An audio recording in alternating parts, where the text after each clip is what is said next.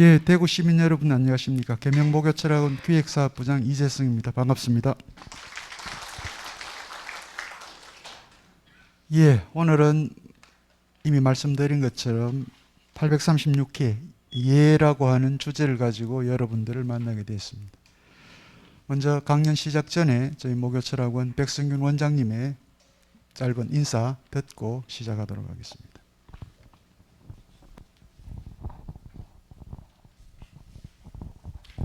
안녕하십니까, 백승균입니다.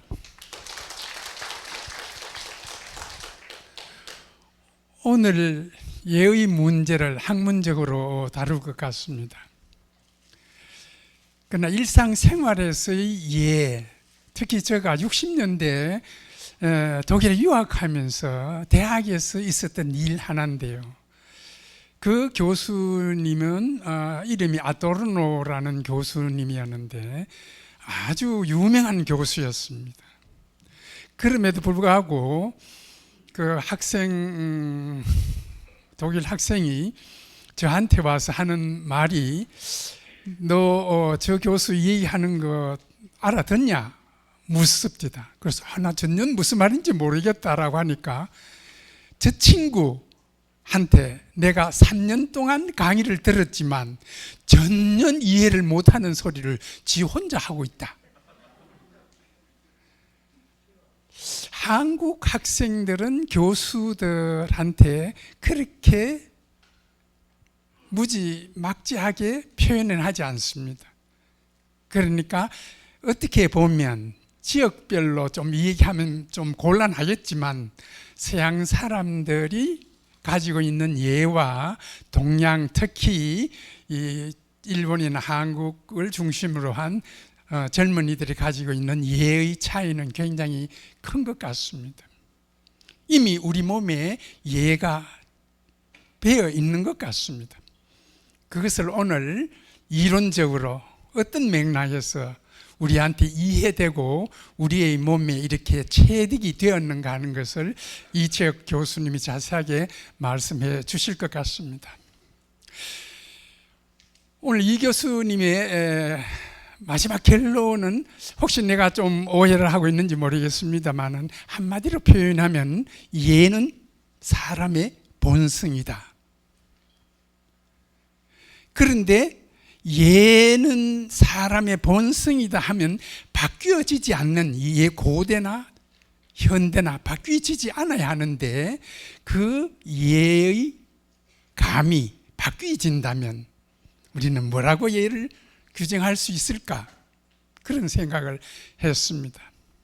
우선 예 하면 두 기둥을 얘기합니다.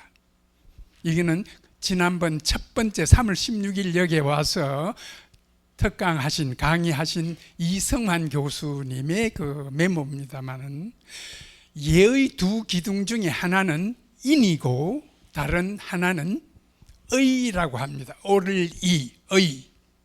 그러니까 인과 의가 두 기둥이다. 그런데 시대가 바뀜으로써 인의가 예의 두 기둥이 될 수 있냐 하는 것이 저 생각입니다. 그래서 이 산업사회 혹은 첨단 이 사회를 겪으면서 예는 먼저 인이 아니고 의가 먼저 이겠느냐. 의하고 인하는 것이 현대에 맞는 그런 예법이 아니겠냐 이런 생각도 해봤습니다. 이제 오늘 좋은 또 이론적인 근거를 가지고 이채혁 교수님이 말씀해 주시겠습니다만은 시민 여러분들께서도 한번 우리는 몸에 배어 있기 때문에 한번 생각 들으시고 생각들을 한번 발표해 보시길 바랍니다. 고맙습니다.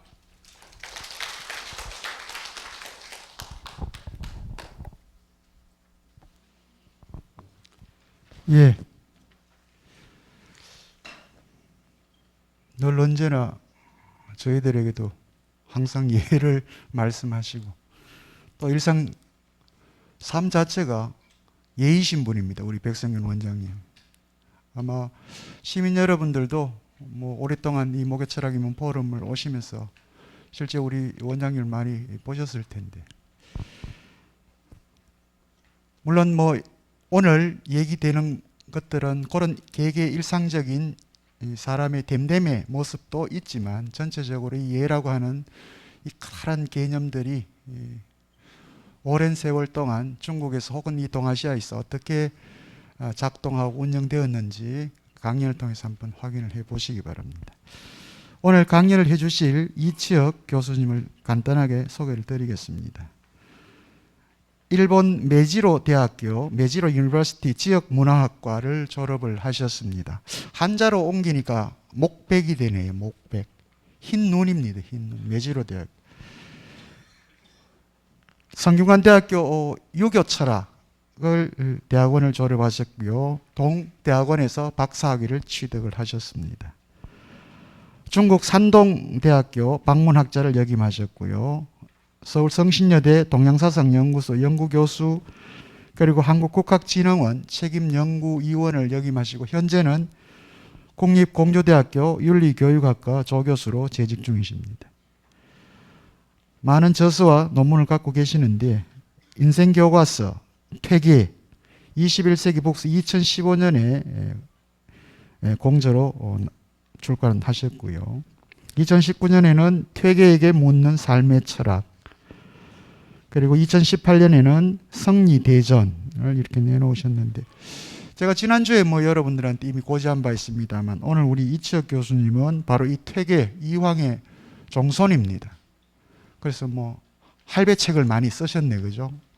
그래서 할아버지에 대해서 할 얘기가 많으실 것 같은데 오늘 강연 시간이 따로 이렇게 토론 시간이 되면 물어보셔도 좋겠습니다. 자, 이치혁 교수님을 연단에 모시겠습니다. 큰 환영의 박수 부탁을 드립니다.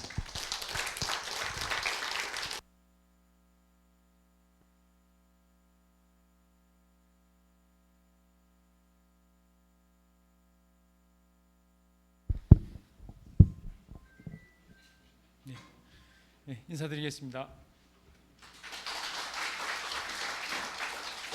네, 방금 아주 부담스럽게 소개를 해주신 그런 소개를 받은 이치혁입니다. 네, 지금 공주대학교에서 이제 동양윤리 쪽을 담당을 하고 있고요. 네, 이 목요철학 목철 TV의 구독자이기도 합니다. 네, 구독을 하고 그러나 참 많이 보지는 못했고요. 그래서 예에 대해서 이제 강연을 제가 선택을 하긴 했습니다만, 네, 제가 예 전문가가 아닙니다. 근데 오늘 와서 보니까 여기 계신 지금 오신 분들께서 굉장히 학식이 높은 분이신 것 같아서. 저의 이 오늘 예론 가지고는 아마 지적 어떤 욕구에 부족함이 많을 것 같다는 생각이 듭니다. 네, 예 전문가는 아닌데 제가 아까 소개하셨듯이 예에 대해서 굉장히 일상적인 예에 대해서 큰 관심과 고민을 할 수밖에 없는 위치입니다. 그래서 오늘 예는 학문적이기보다는 사실은 좀 현실적이고 실상적인 문제 의식에서 공부한 예에 대한 내용입니다. 그래서 그렇게 가볍게 받아들여 주시면 감사하겠습니다. 네. 오늘 원장님께서 결론을 이미 명확하게 지어주셨는데 제가 하고자 하는 이야기는 본성으로서의 예입니다. 이게 제가 다른 말로 하면 우리의 본연적 욕구로서의 예다라고 할 수 있는데요. 그걸 중심으로 이러한 내용들을 사실은 제가 이 시간이 2시간짜리 강연인 줄 알고 2시간 분량을 준비를 해 와버렸습니다. 그래서 앞부분은 좀 빨리 진행을 해야 될 것 같습니다. 네, 여러분은 이 행동이 이해가 가십니까? 여러분 같으면 이렇게 하시겠습니까? 네, 서울 갔는데 다시 지금 KTX 2시간이면 오는 대구 거리를 왔다가 정장을 하고 다시 가겠다 이런 분은 아마 안 계실 겁니다. 그렇죠? 네, 왜 이분이 이랬는지 이게 오늘 하나의 화두이고요.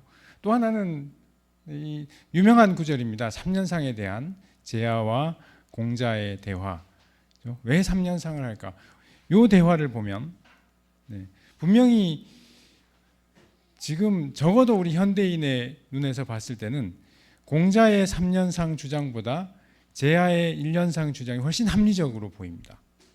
그리고 게다가 요즘은 1년상도 하지 않죠. 네, 3일이면 끝납니다. 3일이면 탈산까지 끝나는 초스피드 시대인데 과연 이 공자가 주장한 3년상이 오늘날에도 의미가 있는 것일까? 이런 이제 문제 의식에서 출발을 해보겠습니다. 이거는 3년상의 과정인데 사실은 제가 이 3년상 생중가 되는데 이런 말씀드려도 될지 모르겠습니다. 구라입니다. 네, 3년상이 아니고 2년 1개월에 끝납니다. 횟수로 3년이고요.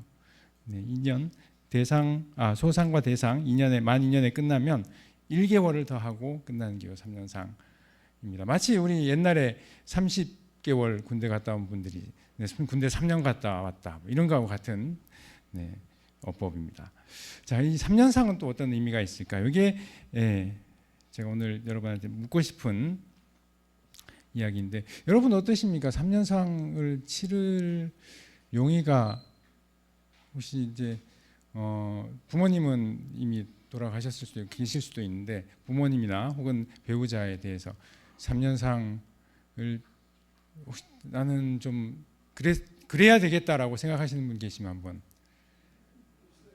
네, 안 계시. 예, 알겠습니다. 네, 저는 있습니다. 네, 저는 있는데 하여튼 이따가 끝날 때쯤 되면 혹시 마음이 바뀌신 분이 계실지도 모르겠습니다. 자, 예라는 거 우리가 질서 유지를 위한 규범으로 생각을 하고 있습니다. 일반적으로. 근데 그렇다고 하더라도 우리가 그걸 우리를 속박하는 거라기보다는 한국 사람이면 예는 편안하고 좋은 것이라고 생각을 하고 있고요. 또 대부분의 사람들이 개인적으로 본인들은 자기 스스로는 예의 바른 사람이다라고 생각을 합니다. 네, 보통이다라고 이야기한 것, 우리 여기서 그렇다라고 이야기한 분이 48%밖에 안 되는데 왜 제가 이렇게 예의 바른 사람이라고 이야기할 수 있을까 하면 이 안에 들어 있습니다. 예의 바른 사람은 자기 스스로 예의 바르다라고 이렇게 이야기하면 그 자체가 이미 예의에서 벗어난 겸손이 부족한 사람인데 우리나라 사람은 겸손합니다. 그래서 93% 넘는 분들이 겸손과 혹은 또 어떤 자부심이 나오긴 했지만 예의 바르다라고 스스로 생각을 하고 있습니다. 근데 이제 다른 남들은 예의가 바른가라고 물어보면 좀 그렇지 않은 것 같다. 자기 기준보다는 조금 높은 기준을 설정을 하는 것 같고요. 자, 우리나라의 우리나라의 특징이라고 할 수 있는 건 이제 동방예의지국이라고 불리기도 합니다만 이거는 한 대만의 TV 프로에서 있었던 대화인 것 같습니다. 한국의 가장 아름다운 풍경은 예의고 그리고 한국만큼 어른을 존경하는 나라 없는 것 같다.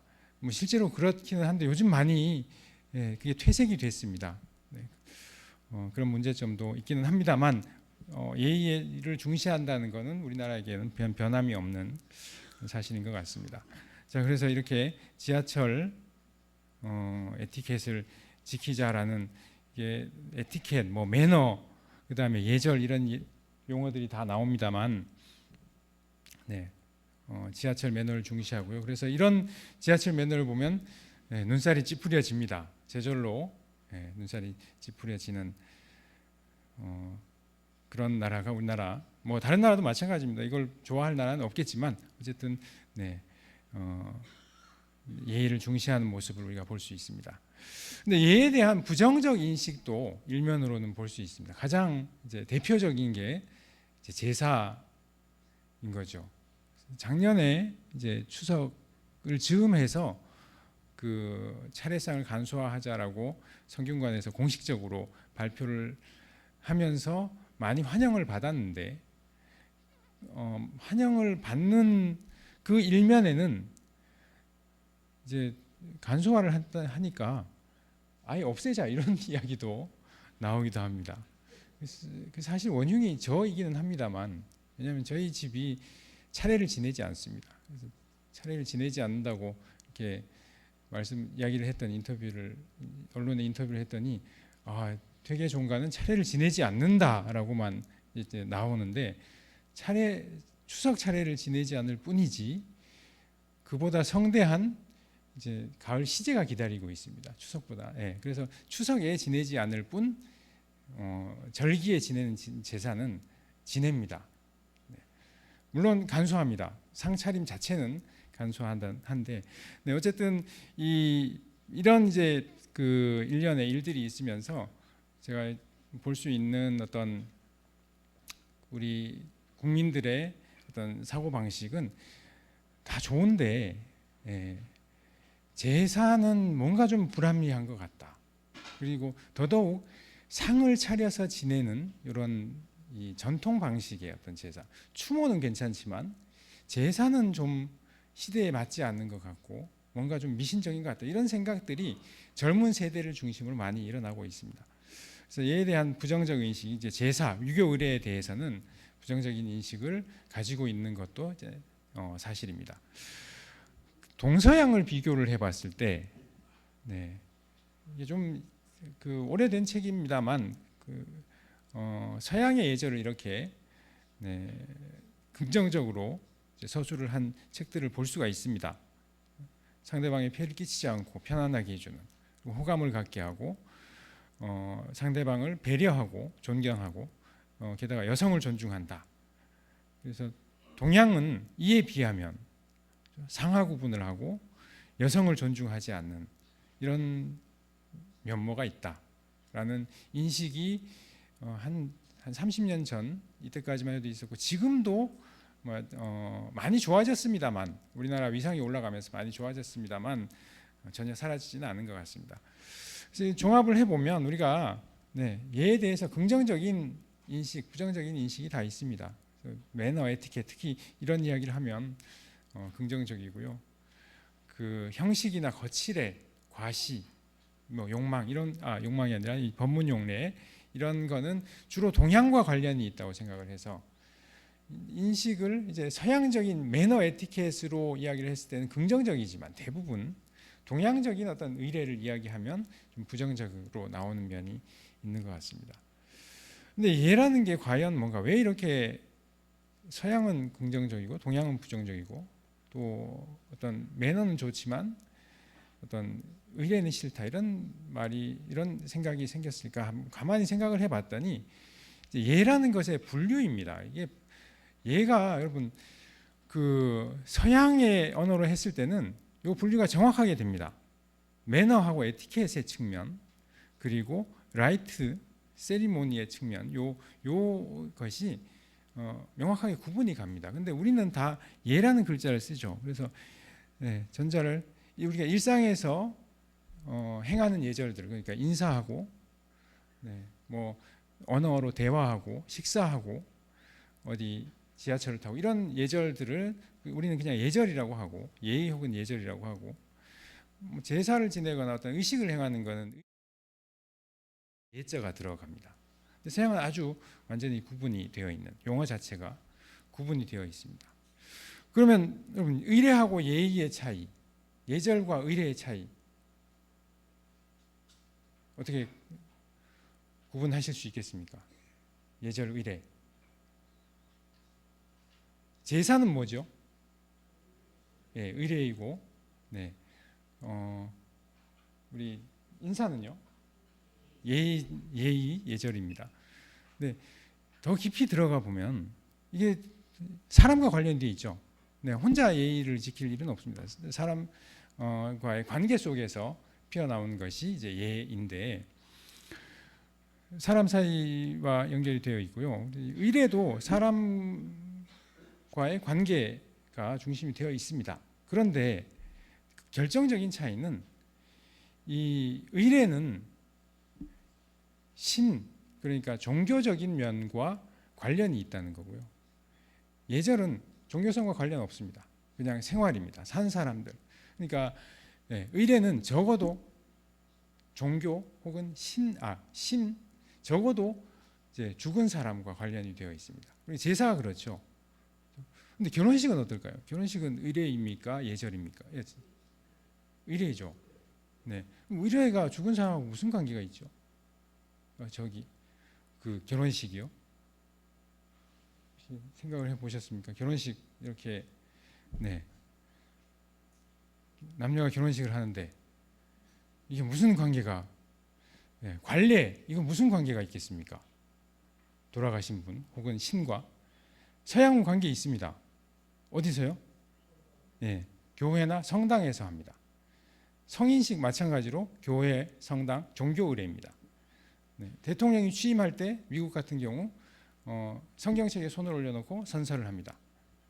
우리는 그게 아니기 때문에 약간 좀 아닌 것처럼 보이지만 우리나라의 전통 예절도 죽은 분, 그러니까 종교와 관련이 있습니다. 어떻게 해요?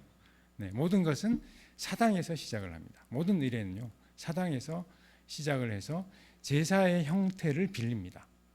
네, 그게 의례이죠. 그러니까 조상과 주로 이제 우리는 조상인데요, 조상과 관계가 있는 그런 측면, 네, 그런 것이 의례라고 할 수 있겠습니다. 오늘날은 어떤가요, 여러분? 오늘날의 우리나라의 국가 의례, 우리나라의 국가 의례 종교와 관련이 있습니까? 죽은 분과 없는 것처럼 보이시죠? 네, 이 사진 보면요. 네, 우리나라의 모든 국가 의례는 현충원에서 시작됩니다. 네, 옛날에 왕들이 모든 의례를 종묘에서 시작했다면, 네, 현대는 국립현충원에서 시작을 하는 거죠. 자, 예정의 여러분 잘 아시는 이제 내용일 겁니다. 하늘의 땅의 질서이고요, 만사의 도리를 맡게 하는 거고, 그리고 이제 성리학적인 의미라면 자연의 이치에 마디와 무니, 그러니까 천리지 절문을 제가 이렇게 풀었습니다. 인사지 의측, 인사의 법칙이다. 네, 얘는 이렇게 정의가 될 수 있겠는데, 과연 그렇습니까? 과연 이제 천리지 절문이라고 할 수 있는가라는 점은 순자의 관점을 보면 조금 아닌 것 같다는 생각이 듭니다. 네, 순자 예대가라고 하면 그 이재성 교수님 말씀하셨듯이 맹자보다는 순자인데요. 순자의 이제 예에 대한 경우에는 명확합니다. 사람이 욕망을 가지고 있고 그 욕망대로 추구하다가 보면 사회가 혼란하기 때문에 그 사회의 혼란을 막기 위해서 성왕들이 예를 만들어 가지고 신분에 따라 그 추구할 수 있는 한계를 구분을 했다라는 건데, 네, 사실 요거는 이런 용어도 써봤습니다. 순자 피셜, 순자의 생각이라는 뜻인데요. 요즘 이제 MZ 세대들이 쓰는 용어인데 성인이 인위적으로 제정한 거죠. 근데 제가 보기에는 이 순자의 예 기원에 대한 설은 어떻게 보면 기원과 기능을 혼동한 것이 아닌가 하는 생각이 듭니다. 네, 기원 처음부터 얘가 혼란이다, 혼란을 방지하자라고 해서 만들어진 게 아니라 그 사람들이 지키니까 혼란이 좀 약해지고 조화를 이루더라. 그래서 얘가 중요하다라고 하는 게 먼저가 아닐까 하는 이제 주장인데요. 그 주장이 누구의 주장이냐 하면 이제 맹자의 생각입니다. 왜냐하면 얘가 본성이기 때문인데요. 자, 네, 그러면 이제 본격적으로 본성으로서의 예를 한번 증명을 하는 시간을 갖도록 하겠습니다. 네. 본성, 인간의 본성에 대해서 맹자가 이렇게 이야기한 부분은 유명한 구절일 겁니다. 사람이 누구나 차마 남을 해하지 못하는 마음을 가지고 있고, 그래서 그 차마 남을 해하지 못하는 마음 다 가지고 계시죠. 그 마음을 통해서 이제 차마 남을 해치지 못하는 정치를 한다면, 그러면 천하는 손바닥 위에 올려놓고 운영할 수 있다라는 내용 뒤에 중요한 부분, 이 부분입니다. 이 불인인지심이라는 것은 이런 거다. 이제 어린아이가 우물에 막 빠지려는 걸 보면 누구나 깜짝 놀라면서 아픈 마음 깜짝 놀라겠죠. 여러분. 우리가 우물에 빠지는 이 정도 사실 빠질 우물도 없습니다. 현대 사회에는 이 정도가 아니라고 하더라도요. 어린아이가 이렇게 길을 뛰어가다가 그 꽈당하고 넘어지는 장면만 봐도 여러분 어떻습니까? 네. 마음이 깜짝 놀라고 뭔가 식은땀이 살짝 나고 얘가 괜찮을까 하는 걱정도 들고 이런 마음이 들죠. 그 마음을 측은지심이라고 했고요. 그 측은지심이 왜 나오느냐라고 그 근원을 따져 들어가 봤더니 우리 마음 안에 인이라는 본성이 있어서 그렇다라고 하는 게 이제 맹자의 주장이고 그걸 이어받은 게 성리학입니다. 이게 저절로 일어나는 거죠. 부모한 그 아이의 부모와 친하게 지내기 위해서도 아니고 어떤 칭찬을 받기 위한 그런 계산도 아니라는 저절로 일어나는 감정이라는 겁니다. 그래놓고 맹자가 그 다음에 이렇게 이야기를 했습니다. 이런 점을 살펴볼 때 측은지심이 없으면 사람이 아니고 수호지심이 없으면 사람이 아니며 사양지심이 없으면 사람이 아니고 시비지심이 없으면 사람이 아니다. 그 유명한 사단인데요. 측은지심에 대한 이야기는 해놓고 다른 거는 건너뛰었습니다. 거기에 대한 수호지심이 왜 일어나는가 하는 그런 내용, 그다음 예시, 사양지심의 예시 하나도 밝히지 않고 그냥 이렇게 없으면 사람 아니다 이렇게만 이야기를 해놨습니다. 그래서 제가 사실 맹자 이후 한 2300년 이후에 처음으로 요 행간을 메운 사람입니다. 제가 알기로는 그렇습니다. 제가 그 이야기를 많이 하고 있는데요. 자, 특히 이제 사양지심에 대해서 이야기를 해볼까 합니다. 여러분, 인의예지라는 어떤 덕목이 있다면 그게 우리 마음속에 있는 본성이라는 것에 대해서는 동의를 하실 수 있을 겁니다. 그러신가요? 여러분 따뜻한 마음들이 있잖아요. 아까 말씀드렸던 어린아이가 꽈당 넘어지는 걸 보면 거기에 대해서 어떤 측은한 마음이 든다라는 것은 그 안에 내 안에 인이라는 본성이 있다는 증거입니다. 수호지심이라는 게 내가 뭔가를 잘못하면 왜 양심에 찔린다고 그러잖아요. 캥기는 마음이 들고 또 다른 사람이 잘못하는 걸 보면 그걸 미워하는 마음, 특히 이제 그 공적인 분노, 우리 공분과 같은 마음. 어떤 사람이 독도는 일본 땅이다 이렇게 이야기하면 여러분 마음이 어떠신가요? 너무 너그러우셔가지고 뭐 그럴 수도 있지 이러시면 안 되죠. 바로 화가 납니다, 그죠? 위안부 일본이 강제로 징집한 건 아니다라는 소리 하고 있다면 거기에 대한 분노가 일어납니다. 그게 수호지심입니다. 근데 그게 왜 있습니까? 우리 안에 의로운 본성이라는 게 있으니까 그 사건이 우리의 의로움이라는 본성을 건드려 가지고 수호지심이라는 형태로 나오는 겁니다. 그런 감정으로 나오고 시비지심, 우리가 뭐가 옳고 그르다는 것 알 수 있습니다. 우리가 지식을 잘 배우기만 하면 옳고 그름 판별을 할 수 있습니다. 근데 여러분 사양지심이라는 것, 이게 저절로 나오는 마음이다.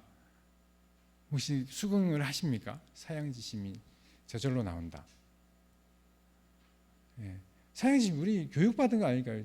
뭐 누가 선물 주면 한 번 정도는 거절해라 이거 교육받아 가지고요. 그렇게 사양하는 거 아닐까 하는 생각을 하실지 모르겠는데 이 사양지심에 대해서 주로 이제 이야기를 해보려고 하겠습니다. 이런 한번 풀어보시죠. 문제 한번 어려운 문제는 아닙니다. 번호 이렇게 5문제니까 풀어보실 수 있죠.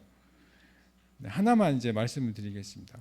세면대 이렇게 2개 이렇게 있는 이렇게 세면대 있는 이런 화장실 써 보셨을 겁니다. 여기에서 나란히 손 씻고 있다가 동시에 비누를 집으러 손이 나갔습니다. 어떻게 하십니까? 잽싸게 한번 집어 보신 분 계십니까? 뺏기면 안 된다 하고 안 계시죠? 뭐 본능적으로 뺍니다. 버스도 마찬가지고요. 엘리베이터는 어떻습니까, 여러분? 엘리베이터 누가 정말 바쁜 상황 말고요. 내가 정말 바빠서 미안하다 하고 누른 이런 일 말고 웬만하면 누가 뛰어오는 게 보이는데 거기에 대고 닫힌 버튼을 눌렀다. 그것도 한 번도 아니고 여러 번. 네. 이렇게 누르는 분 안 계실 겁니다, 아마. 그죠? 네. 이게 다 우리한테 사양지심이 있다는 증거입니다. 사양지심이 이렇게 드러난 거죠. 우리 안에 예라는 본성이 있고 이걸 우리가 사양을 할 수 있는 능력이 있고요. 그게 어떤 마음이나 행위로 드러난 모습입니다. 그래서 만약에 혹시 1번이라는 행위를 하셨던 분이 계신다면 그 다음에 어땠습니까? 어떠셨습니까? 그 다음에 그래, 찝찝하죠. 다음에도 내가 비누는 먼저 가져와야 돼. 이런 분은 안 계실 겁니다, 아마. 네, 그게 이제 사양지심인데요. 네, 사양지심이 드러나는 일들, 여러분 이런 상황이 요즘 사실 지하철은 그렇게 양보를 안 하더라고요. 네, 제가 한 번은 어떤 어르신분이 계셔가지고 제가 한 서너 정거장 남았는데 그냥 양보를 해드리면 조금 왜 노인 취급하냐 이런 분도 계셔가지고 그냥 내렸습니다. 그냥 내리는 게 아니라 나와가지고 문 앞에 섰습니다. 그랬더니 잽싸게 어떤 젊은 사람이 가서 앉아버리더라고요. 네, 그런 일도 있었는데 그 일 이후에 내가 확실하게 양보해야 할 분한테 양보를 해야 되겠다라는 생각을 했습니다. 근데 이런 상황에서요. 양보를 받으시거나 혹은 하시거나 할 때 가장 아름다운 모습은 어떤 모습일까요? 네, 어린 학생이 어르신 여기 앉으세요라고 그 양보를 한다면 어르신의 입장에서는 어떻게 괜찮아 학생도 피곤할 텐데 학생이 앉아서 가요 이렇게 하면 좋죠. 근데 만약에 학생이 아니에요 괜찮습니다 어르신 앉으셔야죠 라고 한 번 더 양보를 해주면 좋은데 거기서 그러세요? 그럼 제가 앉아서 가겠습니다 이렇게 나오면 힘들잖아요. 네, 그게 두려워서 좀 약간 두려워서 한 번에 앉는 경우가 있습니다. 양보를 하면 그냥 앉는데 이럴 때는 최소한 아이고 고맙네 미안하네 정도의 한마디를 해주고 앉으시면 됩니다. 그러면 되고 아름답기는 이렇게 한두 번 정도 양보를 하다가 결국은 어르신이 앉는 게 가장 아름다운 모습입니다. 근데 이런 이제 그 아름다운 모습 사이에 작용했던 이 어르신과 젊은 학생의 마음은 둘 다 이게 사양지심인 거죠. 그죠? 이 사양지심을 이제 표출하고 사양지심에 따라서 행위를 할 때 마음이 편안합니다. 네. 그래서 이걸 본성이라고 할 수 있는 건데 이 사양지심의 반대말이 있습니다. 반대말이 뭘까요? 네. 이 반대말을 이제 떠올리면 이 사양지심의 의미가 명확해집니다. 네. 모든 개념이 그렇죠. 사양을 하는 마음이잖아요. 네? 혹시 맞추시면 네? 이기심이요? 네, 이기심도 맞는 것 같은데 정확하게 들어맞는 말은 저는 이거라고 낼름지심이라고 제가 붙인 말인데 낼름 받아보는 그러니까 뭐 표준어는 날름입니다. 날름인데 낼름이라고 쓰니까 낼름 받아버릴 때 이게 예가 성립이 되지 않는 겁니다. 이 사양지심을 우리가 잘 지킨다는 게 중요한 것 같고요. 그래서 본성으로서의 예의 특징 뭐 상세하게는 원고에 있습니다만 이제 자발적인 행위, 자발성이다. 자발적으로 드러나야 되고요. 그다음에 보편성, 그러니까 누구나 다 공유할 수 있어야 됩니다. 나만 좋고 다른 사람이 좋지 않다. 이러면 예가 되지 않는 거죠. 그다음에 예를 행했을 때 마음의 심적 편안함. 네. 그래서 이 자발성이라는 게 바로 사양지심에서 출발을 했다라고 볼 수 있겠습니다. 자, 예의 자발성. 네. 예라는 것 우리가 규범이라고 규범으로 정해져서 지키는 것처럼 생각이 되지만 그러나 알고 보면 굉장히 자발적인 일입니다. 작년 네, 죄송합니다. 작년에 이태원 참사 있었고요. 이때 참사가 있고 며칠 동안 이태원 거리가 어땠는지 기억을 하십니까? 네, 우리 자주 볼 수 있는 건데 이런 광경 볼 수 있으시죠? 네. 왜 이렇게 갖다 놓을까요? 이때 이제 인터뷰했던 주민분 이야기를 들어보면 차마 그냥 가만히 있을 수가 없다는 겁니다. 누가 시켜서 온 것도 아니고 이런 예법 어디 예서에 만들어 놓지도 않았습니다. 네, 우리 가정의례 준칙 뭐 여기에다가 어디 사고가 나면 소주병을 들고 가라 이런 거 하나도 적혀 있지 않습니다. 저절로 우러나와서 이렇게 네, 갖다 놓고 포스트잇에 뭔가 추모의 말을 쓰기도 하고 네, 이런 모습들을 우리가 이런 모습이 볼 수 있는 이런 모습이 나오지 않는 사회가 되어야 되는데 왜냐하면 나오지 않는 게 아니라 이분들이 이런 행위를 하지 않는 게 아니라 이 원인이 없어야 되는 그런 사회가 돼야 되는데 그런 점은 좀 아쉽지만 그래도 이렇게 자발적으로 예를 표출한다는 것 우리 사회가 그만큼 따뜻하다는 소리입니다. 네, 그 이전에도 이렇게 있었죠. 네, 불의의 사고 혹은 어떤 어쩔 수 없는 선택으로 이렇게 유명을 달리하신 분들을 추모하는 이런 모습들을 우리가 볼 수 있습니다. 예의 자발성을 확실하게 우리가 일상에서 느낄 수 있는 일 한 번은 아마 해보시지 않았을까 싶은데 내일부터 다이어트를 합니다. 혹은 이제 남자분들 내일부터는 이제 나는 술을 끊겠다.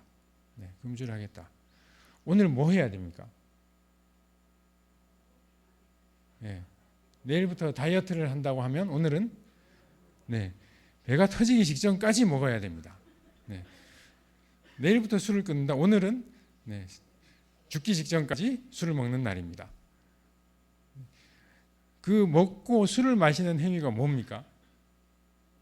네, 하나의 의례인 거죠. 뭐 예서에 적혀 있지는 않고 그리고 사실은 예라고 할 수 없습니다. 엄밀하게 말해서 예라고 할 수 없지만 그런 어떤 자기만의 의식을 하고자 하는 그 마음이 우리 인간 안에는 다 들어 있다는 겁니다. 네, 좀 왜곡되면 이렇게 나오기도 합니다. 네, 이거 해보셨습니까? 네, 안 해보신 분들이 더 많은데 이거 지금은 좀 많이 줄어드는 것 같습니다. 그죠? 근데 한 90년대, 2000년대 초반 이때는 네, 이게 네, 해보셨다고요? 네, 이런 일이 있었고요. 그다음에 또 그 성년의 날에 대해서 성년의 날 이제 뭐 고가의 선물을 주고받거나 혹은 모텔 같은데 예약해서 거기서 합숙이 아니죠. 혼숙을 하는 그걸로 성년의 의식을 치르고자 하는 그런 마음들이 있는데 그게 사실은 예는 아닙니다. 굉장히 왜곡된 건데 어디에서 나왔냐면 자연스럽게 어떤 마디를 짓는 인생의 어떤 절목에 마디를 짓고자 하는 통과 의례를 그에 합당하게 하고자 하는 그런 마음에서 나온 겁니다. 그러니 우리의 관혼상제라는 그 통과 의례는요, 그게 원래부터 규정되어서 그렇게 하는 게 아니라 그만큼 중요한 절목이기 때문에 뭔가 어떠한 형태로든 마디를 짓고 가려는 그런 우리의 욕망에서 나온 거라고 할 수 있겠습니다.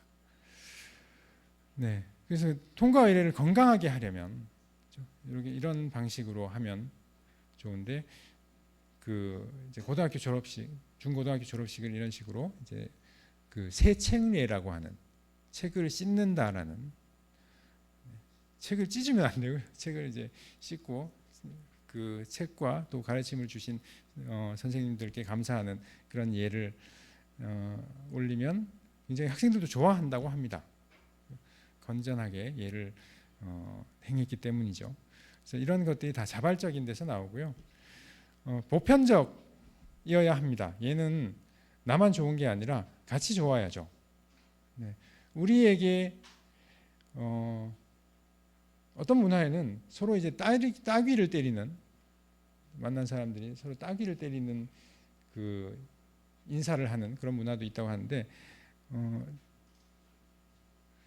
우리에게 그런 게 없는 거는 따귀를 때리는 그렇게 기분 좋은 일은 아니기 때문입니다. 가장 기분 좋은 방식으로 우리가 서로 너와 나가 함께 좋아할 수 있는 방식으로 행해야지, 그렇지 않은 방식으로는 이제 예로 성립되지 못한다는 거죠. 그래서 얘가 보편적인, 자발적이기도 하고 보편적인 이유입니다. 이 여러 가지 이제 인사 방식이 있는데요. 이런 경험이 한 번 있습니다. 제가 중국에 방문학자로 있을 때인데, 중국은 우리나라와 같은 유교 문화권이라고 하지만 인사를 목례로 하지 않습니다. 어떻게 해요? 이겁니다. 손 흔드는 걸로. 아래 위 없습니다. 나이와 어떤 직위 그런 관계 없이 손 흔드는 걸로 인사를 드시는. 그래서 학생이 이제 학교 교수님한테 뭐 니하오 이러면서 손 흔듭니다. 그래서 제가 가가지고 아무래도 저는 이게 안 되잖아요. 한국 사람이 안 됩니다. 안 돼서 나이 많은 교수님들한테는 목례를 했더니 이분들이 당황스러워해요. 목례를 했는데 자기가 이러다가 어떻게 해야 되는지 몰라가지고 이런 당황스러워하는데, 또 좀 나이 많은 입장에서 젊은 학생들을 보면 좀 버릇없다라고 보일 수도 있는 그런 이제 예인데, 제가 산동대학에 있었습니다. 산동대학은 공자의 고향이죠. 그래서 거기에 유학고등연구원, 그러니까 우리나라로 치면 유학대학입니다. 거기에 이제 방문학자로 있었는데, 그때 이제 있었던 일입니다. 거기에 한 학과 학생들은 반드시 목례를 하는 학생들이 있었습니다. 그 학과 전체가. 어느 학과일까요? 한국어학과 학생들입니다.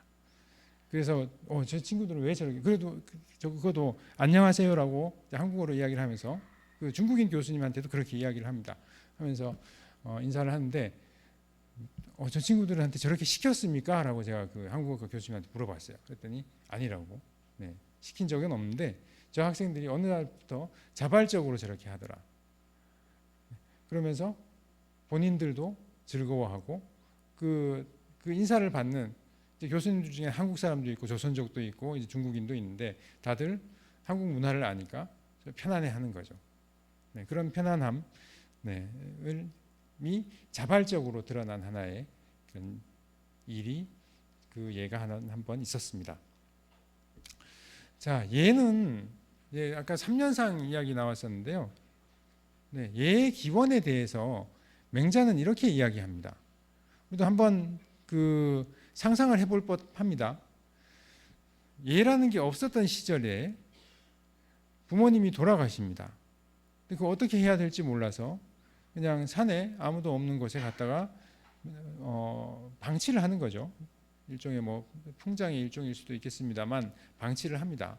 그러면 지나가다 보니까 그 다음에 지나가다가 보니까 산짐승들이 파먹고 차마 볼 수 없는, 눈 뜨고 볼 수 없는 그런 광경이었다는 거죠.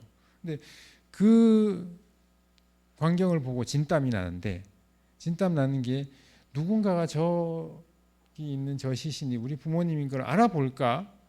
남들의 시선을 의식해서 내가 등에 땀이 나고 식은땀이 났는가라고 따져보면 그게 아닌 거죠. 그렇지 않고 그냥 저절로 내가 이마에 식은땀이 나고 저절로 그런 감정이 들었다는 겁니다. 그래서 이제 매장이라는 것이 여기에서 출발을 해서 시작을 했다. 그렇게 본다면, 이렇게 효자와 인인이 이렇게 장례를 하는 그런 모습을 본다면 분명히 거기엔 도리가 있을 거다. 네, 그래서 얘는 인간의 자연스러운 본성에서 나온 그런 정감에서 나온 자연스러운 몸짓이다라고 맹자는 결론을 내립니다. 얘를 행했을 때 어떤 편안함이죠. 3년상도 마찬가지입니다. 얼마 전에 이제 방송에 있었던데요. 두 지인, 그러니까 자기 부모님도 아니고요. 젊은 한 이제 배우는 고 최진실 씨죠. 그분의 이제 절친이었는데 그렇게 보냈던, 네, 떠나 보냈던 그 경험이 있었고, 또 이 한 분은 영화 배우 김주혁 씨이죠. 김무생 배우의 아들이었던 그분도 비명의 이제 사고로 세상을 떠났습니다. 이 두 명이 나왔는데 한 분은 극복을 했어요. 네, 그 아픔에서 벗어나서 극복을 했고, 또 한 분은 지금 5년이 지났는데도 여전히 공황 장애를 앓고 있다는, 네, 그런 대비되는 두 사례가 있었습니다. 근데 네, 그 내용을 쭉 보면 뭐가 달랐느냐? 이 배우 조연우 배우, 이분은 이제 극복을 한 분은 자기 스스로 마음속으로 3년상을 통해서 극복을 했다고 합니다. 네, 3년이라는 애도 기간을 자기가 설정을 하고, 누가 뭐라고 그래서 한 게 아니라 자기 스스로 나는 3년을 애도 기간을 갖겠다라고 애도를 하고 벗어났고요. 또 한 명은 네, 그런 애도 기간 없이 그냥 아픔으로만, 네, 아픔의 고통만 계속 받았다는 거죠. 그런 점이 이제 네, 생각해 보면 그럴 것 같지 않습니까, 여러분? 어떻게 보면 부모님은 이제 인생을 다 사시고 돌아가셨는데 그런 분에게도 3년상을 하는데, 네, 비명에 죽은 자기의 친한 사람에게 이 정도 하지 않는다면, 네, 이 아픔을 벗어날 수 있을까? 그래서 3년상이라는 것은 일종의 어떤 이것 또한, 네, 자기의 자발적인 마음, 네, 어떤 거기에는 보편성도 있고요. 그걸 통해서 편안함을 다시, 요즘 말로 하면 이제 힐링을 하려고 하는, 자기의 이제 본래의 온전한 모습으로 돌아가고자 하는 그런 행위가 아닐까 하는 생각이 듭니다.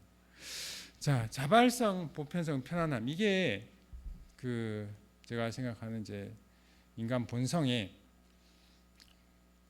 어떤 인간의 예가 본성이라는 어떤 증명이 될 수 있다고 보는데요. 종합적인 사례가 하나 있습니다. 이분 누군지 아시죠? 네, 홍범도 장군입니다.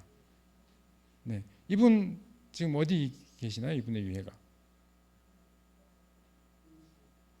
네, 국립대전현충원으로 2년 전에, 네, 2021년 광복절에 이제 모시고 왔습니다. 자, 이분이 돌아오시던 과정, 이 유해 봉안, 이 안에 모든 예들이 다 들어 있죠. 네, 모든 요소들이 다 들어 있습니다. 이게 모든 행위들이 각각의 자발성에서 나온 거고요. 그다음 그 문화권 안에서 보편적으로, 우리 상을 차려놓고 지내는 제사, 이거는 한국이라는 이 나라뿐만 아니라 우리 민족의 문화를 공유하는 사람들이라면 같은 방식의, 거의 비슷한 방식의 제사를 지냅니다. 그리고 왜 이런 우리가 예를 갖추어서 이분을 모셔오나요? 네. 그래야 우리 마음이 편안한 거잖아요. 모셔오는 분도 편안하고 보내는 분도 편안하고, 그냥 뭐 유해봉안이라고 해가지고 비행기 한 대 가가지고 그냥 유골 수습해서 온다, 이건 아닙니다. 그죠? 네, 그 안에는 누구나 공유하고 누구나 편안해할 수 있는 격식이 들어가 있어야 됩니다. 자, 그래서 왜 지키는, 이제 이분이 아까 그 황순승이라는 선비가 왜 평양으로 돌아가신 좀 이해가 되십니까? 네, 혹시 서울에서 여러분들 이런 일이 있으시다면 그렇게 하실 것까지는 아니더라도요, 그죠? 그러나 그 마음은 우리가 한층 더 업그레이드를 해서 한층 더 돌아가신 분을 조문하러 갈 때 조금 더 한층 더 우리가 그분을 더 생각하는 마음으로 갈 수는 있을 겁니다. 네, 이분은 이래야만 이 마음이 정말 자발적이었고 이래야만 이 친구를 보내는 나의 예우를 다한다. 내가 할 수 있는 일을 다한다라고 생각을 했기 때문일 겁니다. 자, 그래서 우리는 왜 예를 지키는가? 예라는 거는 지금 뭐 계속 말씀드렸듯이 자발적이고 보편적이고 편안한 인간의 본성에서 나온 것이기 때문이고요. 그러므로 이 순수한 본연의 욕망이라는 것은 우리 안에 있는 순수한 우리의 욕망은 예와 배치되지 않는다라고 말씀을 드리고 싶습니다.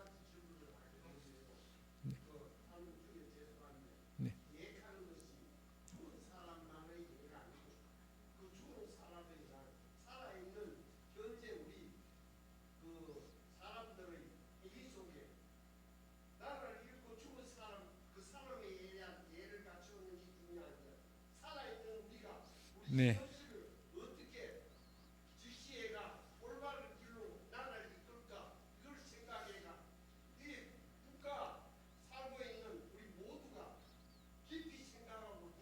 네.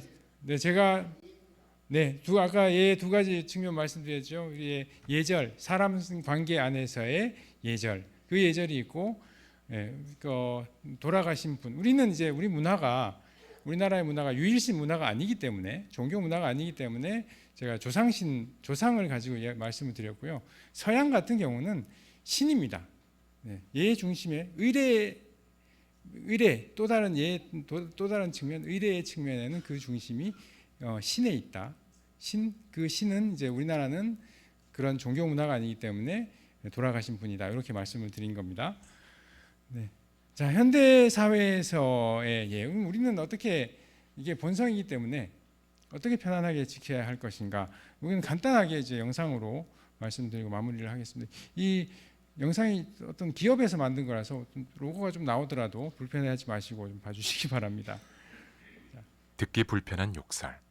이 불쾌한 욕설을 매일 듣는 사람들이 있습니다.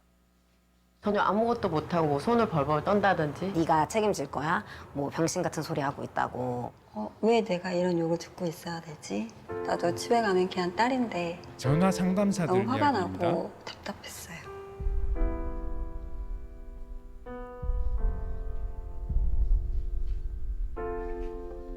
이것은 누구나 아는 이야기. 하지만 누구도 바꾸지 못. 누구나 그래도 이런 게 바뀌니까. 뭐 수고하신다라든지 아니면 제가 뭐 딸 같은 사람한테 이렇게 얘기해서 죄송하다든지 뭐 이런 멘트를 고객들이 먼저 하는 경우도 있었어요. 정말 강성 고객을 친절한 고객으로 바꿀 수는 없어요, 이 멘트 하나로.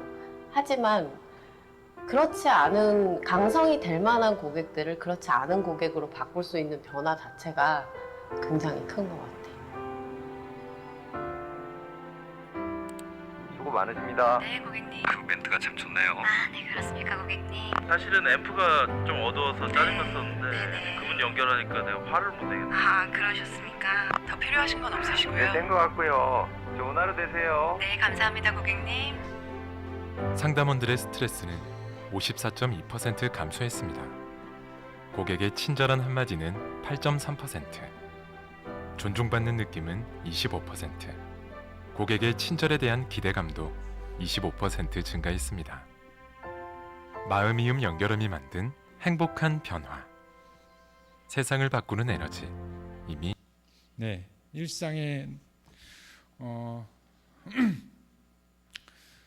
일상에서 우리가 할 수 있는 예를 지킴으로써 서로 기분이 좋아진다는 것. 그게 이제 우리 예라는 것이 우리 마음 안에 본성으로 자리 잡고 있기 때문에 예의 형식은 다를 수 있습니다. 그러나 예를 서로를 존중하고 배려하고 그럼으로써 하나가 되고 서로 기분 좋을 수 있다는 사실. 그게 그 예가 본성이 아닐까 하는 저의 주장입니다. 자, 현대에서 예 실천 그 논어에 이런 말이 있습니다. 인이 멀리 있는가? 욕인, 내가 인을 하고자 하면 인이 나한테 이를 것이다. 이거를 이렇게, 물론 논어에 나오는 말은 아니지만 이거 예자로 한번 바꿔보겠습니다. 예라는 게 멀리 있는 거예요. 공자의 말은 아닙니다. 아닌데 바꿔봤습니다. 내가 예를 실천하고자 하면 그 예가 나한테 이를 것이다. 그래서 네, 아름다운 예를 실천을 위해서 이게 저의 제안입니다만 네, 사람을 예에 맞추려 하지 말고요. 기존에 있었던 예에 사람을 맞춰서 거기서 실천하게 하지 말고 예를 시대에 맞추면 됩니다. 그래서 본연의 감정, 우리의 감정으로서 예를 하나하나 예의 의미를 찾아보고 비춰보면 그러면 우리가 왜 예를 실천하는지, 예를 실천하는 것이 왜 기분이 좋은 건지, 그러면 왜 그렇게 하면 우리 사회가 더 나아지게 될 건지 그 의미를 알 수 있게 된다는 생각이 듭니다. 그래서 예를 통해서 편안한 일상 보내시기를 바라면서 저희 강의 여기서 마치도록 하겠습니다. 감사합니다.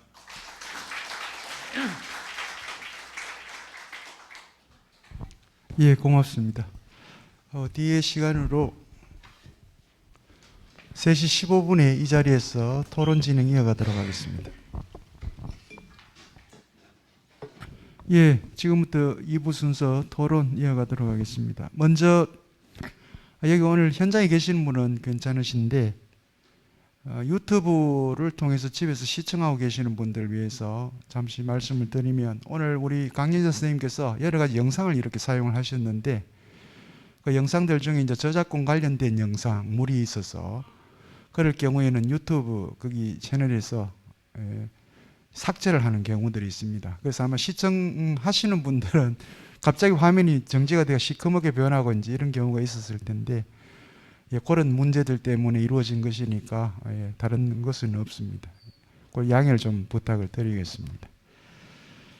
예, 오늘 예라고 하는 주제를 가지고 이제 여러분한테 강연을 해주셨는데 지금까지 기존의 발표와는 달리 상당히 많은 친절한 영상을 통해서 여러분들에게 시각적으로 아주 도움이 될 만한 그런 사례들을 보여주시면서 예를 설명하셔서 좀 더 구체적으로 쉽게 전달받지는 않았나 생각을 합니다.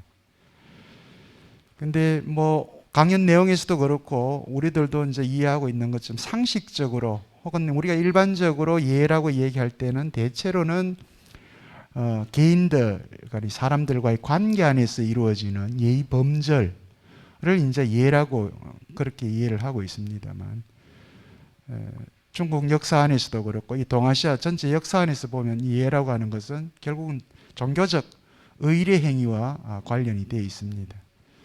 그러니까 중국도 2500년 전 공자 이전에 하나라, 은나라, 주나라라고 하던 그런 상고시대 때 예는 말 그대로 천하에 대한 혹은 그 조상, 그 국가를 만든 조상들에 대한 하나의 제례, 의식, 행위 혹은 뭐 통치 행위 등등으로 이제 예가 얘기가 됐다면 이제 공자 시대 이후부터 그 예에 대한 이해 방식들이 좀 다양한 해석의 여지를 남겨두는 걸로 이렇게 됐는데 그 중에 특히 이제 오래 전부터 내려오던 그 예를 가장 학문적으로 예치란 이름으로 이제 정리를 했던 사람인지 우리는 그냥 상식적으로 손자라고 그렇게 알고 있습니다만 오늘 우리 선생님께서는 특히 이제 맹자의 사단에 초점을 맞춰서 이 예라고 하는 것이 그렇게 인위적으로 하나의 국가의 질서를 지우기 위해서 인간 개개인들에게 행위 규범으로 인위적으로 이렇게 해라 저렇게 해라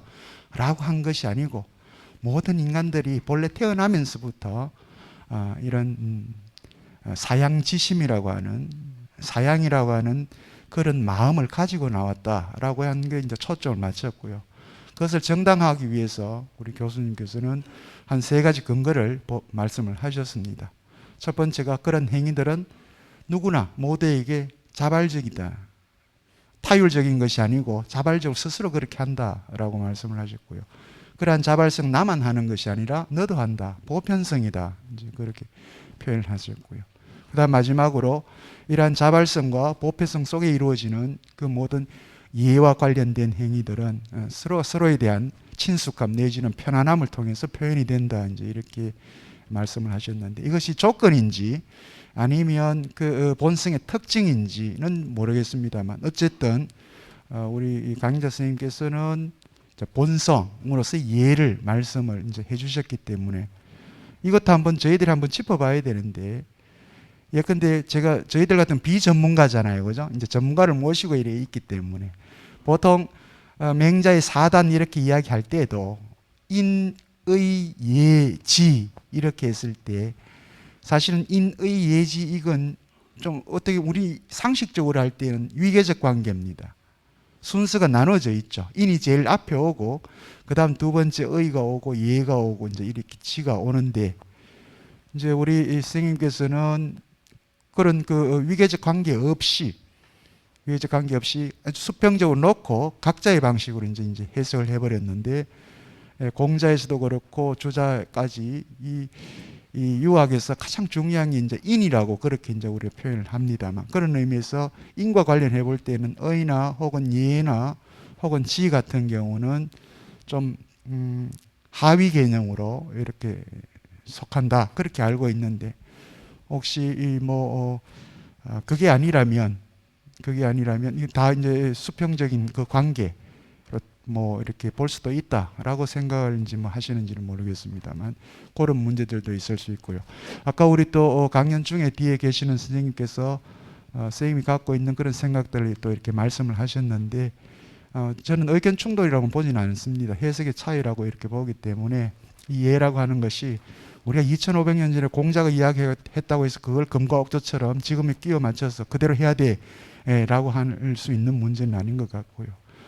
이제 우리 시대에 맞는 이해라고 하는 것이 무엇인지를 우리가 여기서 한번 또 찾아보는 그런 시간이 또 될 수도 있기 때문에 뭐 지금부터 오늘 강연 내용에서 들었던 부분 중에 이해가 좀 잘 되지 못한 부분도 있을 거고요. 혹은 생각이 다른 부분도 있을 것이고 등등 많을 겁니다. 그래서 여러분들이 한번 질문을 통해서 그 사실들도 확인받고 좀 더 확장된 얘기가 나올 수 있도록 그렇게 좋은 질문들 해주시길 바랍니다. 예, 지금부터 시민 여러분 질문을 받겠습니다. 예, 선생님.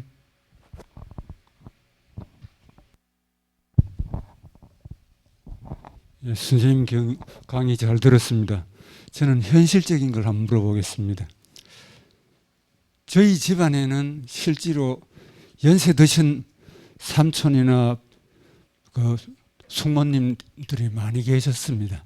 근데 이번 코로나 시기에 저 나름대로는 배우는 대로 좀 실천을 처음에는 했습니다만 저 역시도 중간에 작년에 코로나에 딱 걸리고 숙모님이 돌아가셨을 때 이걸 어떻게 해야 하냐 싶어요. 당장 이거 안 가는 것도 예의가 안 가고 간다고 해서 이거 전염시킬까 봐 이것도 걱정되고 이러다 보니까 저들 집안이 지난해 진짜로 많이 90세 넘으신 분 4분이 다 돌아가셨습니다.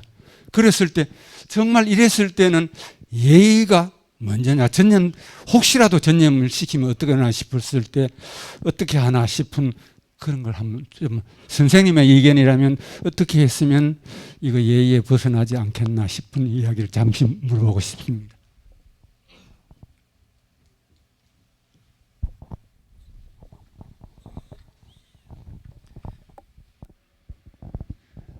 네, 제가 주제를 잘못 잡은 것 같습니다. 제가 예의 전문가가 아니라고 말씀을 드렸는데, 네, 저는 뭐 성리학 전공이라 가지고 성리학적인 해석에 따라서 그 예를 오늘날 이해할 수 있는 방식으로 최대한 현대적으로 풀어본 것이 이제 이 글이고 오늘의 강의인데요. 그래서 맹자 나 혹시 주자라면 어떻게 하셨을까? 사실 그 당시 지금은 우리가 코로나 다 지나갔기 때문에 우리가 코로나가 뭐라는 걸 압니다. 근데 그 당시에는 코로나 굉장히 무서웠었거든요. 예, 지금 지나고 나면 아는 거지만 그 한 가운데 있을 때는 몰랐었기 때문에 그때 그 어떤 선택을 하셨느냐에 대해서는 지금의 시점으로 이게 옳다 그르다라고 판단을 할 수는 없을 것 같고요. 그때 뭐 저기 오늘 이제 내용으로 본다면 그 당시에 나의 순수한 마음, 그러니까 그 나의 어떤 사사로운 욕망 부분을 제거한, 그러니까 인욕을 제거한 천리의 관점에서 봤을 때 가는 게 옳다, 아니면 좀 자제를 하겠다. 그때 그 감정에 기반해서 행위를 하는 것이 예가 아닐까 하는 생각이 듭니다. 그래서 가까운 분이라면 당연히 가야 될 거라고 생각을 하고요. 네. 근데 조금 더 먼 친소에 따라서 먼 분이라면 뭐 멀리서 마음으로 추모를 하는 것, 네, 그것도 그 당시로서는 그 당시에 맞는 일이 아니었을까 하는 생각을 해봅니다. 네, 답변이 되는지 모르겠습니다.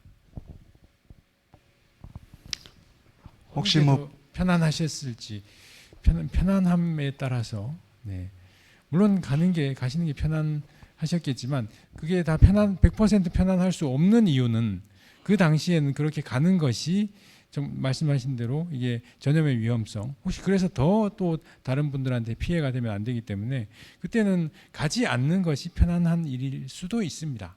네, 그는 그 당시 시대와 또 그 당시의 마음의 이제 기준을 둬야 하지 않을까 하는 생각입니다. 네. 예, 충분한 답변이 됐는지 모르겠습니다. 여기서 뭐 본성이라고 이야기했을 때는 그게 가서 예의를 표하는 마음, 혹은 가지 않는다고 해서 그 표하지 않는다 이렇게 표현할 수도 없는 거고요. 코로나라고 하는 그런 아주 우리들이 상상할 수 없었던 그때는 그런 상황에서는 가지 않고도 그 마음을 표현할 수 있는 방법도 아마 있었으리라 생각을 합니다. 어떻게 하셨는지 모르겠습니다만, 예, 또 다른 질문을 받고 혹시 그 관련된 게 있으면 또 연결해서 예, 확인하겠습니다. 예, 마이크 어디 있습니까? 여기 앞에 오십시오. 예, 선생님 그 어디서 오셨는지 이렇게 좀 예, 말씀해 주시면 고맙겠습니다. 예, 저 수성구에 사는 이인하라고 합니다. 오늘 이지혁 강사님 저기 PPT 동영상 등 아주 자료가 아주 준비가 많이 되셨고 역시 성실하시고 이렇게 아주 좋은 기운을 주시는 그런 느낌이어서 가기가 참 좋았습니다. 저는 뭐 두 가지를 한번 이야기를 해보고 싶은데요. 제일 처음에 나왔던 내용인데 그게 교재 8페이지쯤에 있었는데 공자와 그 다음에 제자인 자 사이에 대화인데요. 거기 이제 보면 공자의 태도에 약간 이제 저는 문제점을 이제 제기하고 싶어서 그래 말씀을 드립니다. 자는 기년상을 이야기를 했고 공자는 이제 3년상을 이야기를 하면서 이제 자아가 기년상에 대한 이유를 설명하고 이제 나가고 난 다음에 공자가 하는 말이 자아는 인이 없구나라고 이야기를 하는 그 이야기인데 그 뒷면에서 보면은 공자가 좀 진짜 인하지 못한 태도를 행동을 했지 않았나 하는 그런 걸 한번 지적을 해보면서 또 하나는 이제 제가 그 예에 대해서 아주 우리가 늘상 느끼고 있는 내용들인데 우리 강사님의 그 예에 대한 것을 제가 나름대로 한번 정리를 해보면 예는 결국은 뭐라고 합니까 사양지심이나 불인인지심 같은 그런 본성에서 나오는 그런 본성과 그 다음에 사람이 소속되어 있는 사회 문화적인 어떤 지역적인 특수성이 표현되는 결국 그 본성을 발현하기 위한 어떤 형식이 필요한데 그 형식에는 사회 문화적인 특수성이 있다는 것이고 그리고 또 어떻게 보면은 그 지역의 특수성은 곧 그 지역 내에서는 보편성이 될 텐데 그게 결국은 강제성도 띄지 않겠나 하는 그런 정리를 한번 해보면서 저는 이제 이 예의 발현에 대해서 이제 문제점을 한번 제기를 해보고자 하거든요. 하나는 뭔가 하면 인간은 그런 예를 일으키는 본성 이외에 다양한 많은 본성을 갖고 있는 겁니다. 인간은. 그래서 그 중에서 이 예의 본성이 가장 미미한 본성이 아닌가, 가장 미약한 본성이 아닌가. 예를 들면 이제 생존 문제에 걸려 있을 때는 거기에 인륜 도덕이 무슨 필요가 있습니까? 그렇죠. 그러니까 생존 문제에 걸리게 되면 인륜과 도덕이 무슨 필요가 있겠습니까? 그런 것에 비하면 예의 이 본성이라는 것은 아주 미약하다는 것이죠. 뭐 또 다른 예를 한 들어보면 선진국 같은 미국이나 영국이나 프랑스 보면 우리가 뭐 여러 가지에서 알다시피 소매치기도 많고 경범죄가 많거든요. 그 법도 지키지 않는데 그 무슨 예의가. 또 하나는 이제 그 뭐 밤에 여자들이 쉽게 돌아다니지도 못하는 그런 상황을 많이 보거든요. 선진국임에도 불구하고 거기는 생존 문제하고 상관없음에도 그런 일이 발생을 하거든요. 이런 것들을 보면 예의가 잘 지켜지는 그런 나라는 정말로 복받은 나라고 아주 품위 있고 격조 높은 그런 나라가 아닌가, 이런 생각을 한번 해봅니다. 또 하나의 문제점은 이제 예의 본성이 보편성과 또 그것을 그 자발성과 또 그걸 함으로 인한 편안함, 이런 것을 가져온다고 했는데 이 보편성이 사실은 조금 보편적이질 못하다는 겁니다. 뭐 시대 상황으로 따라서 얘가 계속 변해 오는 것을 보면 알 수 있는데, 그래서 결국은 뭐 나무 제사상에 뭐 대추나라 밤나라 이야기 못하는 것처럼 결과적으로는 그 예의 보편성이라는 것은 결국 내게 안 맞으면 그것을 행하는 것도 편안하게 내 본성에서 출발했지만은 그 표현하는 형식에 있어서는 다를 수밖에 없다. 이런 문제점들 한번 이야기를 하고 싶은데 우리 강사님 어떻게 생각하시는지 궁금합니다. 예, 고맙습니다. 두 가지 질문이고요. 첫 번째는 그 공자와 제자의 대화 안에서 공자가 보여준 태도 문제. 차라리 공자가 더 인하지 않은 거 아니냐라고 하는 궁금증입니다. 혹시 거기부터 먼저 답변을 한번 해주시고 두 번째 질문을 가겠습니다. 네, 날카로운 지적이십니다. 네, 이걸 지금 공자가 일종의 제자를 가르친 게 아니라 뒷담화를 한 겁니다. 네, 근데 이것도 이제 일견, 공자와 같은 사람이 어떻게 제자에 대해서 저럴 수 있느냐라고 생각을 하실 수 있는 충분한 그런 내용이기는 한데, 이것도 공자의 큰 그림으로 보여집니다. 네, 그 앞에서 직접 물어봤잖아요. 이게 너 그럼 1년의 상을 끝내고 그 다음에 쌀밥 먹고 비단을 입으면 편하겠느냐?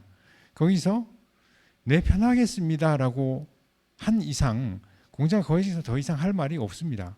그래서 야, 그거 불편해야 돼라고 가르칠 수 있는 건 아니거든요. 그래서 네, 그냥 거기서는 끝낸 거고요. 그 다음에 여기서 뒷담화를 하게 되면 그 말은 언젠가는 제아한테 들어가게 돼 있습니다. 그걸 계산하고 이야기를 한 겁니다. 네, 그래서 제아가 다시 나중에 다른 기회에 다시 생각해 볼 수 있도록 그렇게 교육을 한 게 아닌가 하는 생각을 해보고요. 네.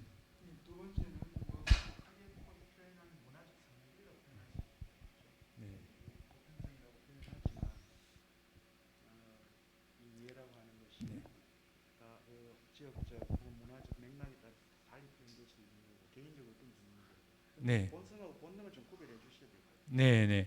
그 보편성이 지금에 맞지 않다라는 거는 네, 그 좋은 지적이십니다.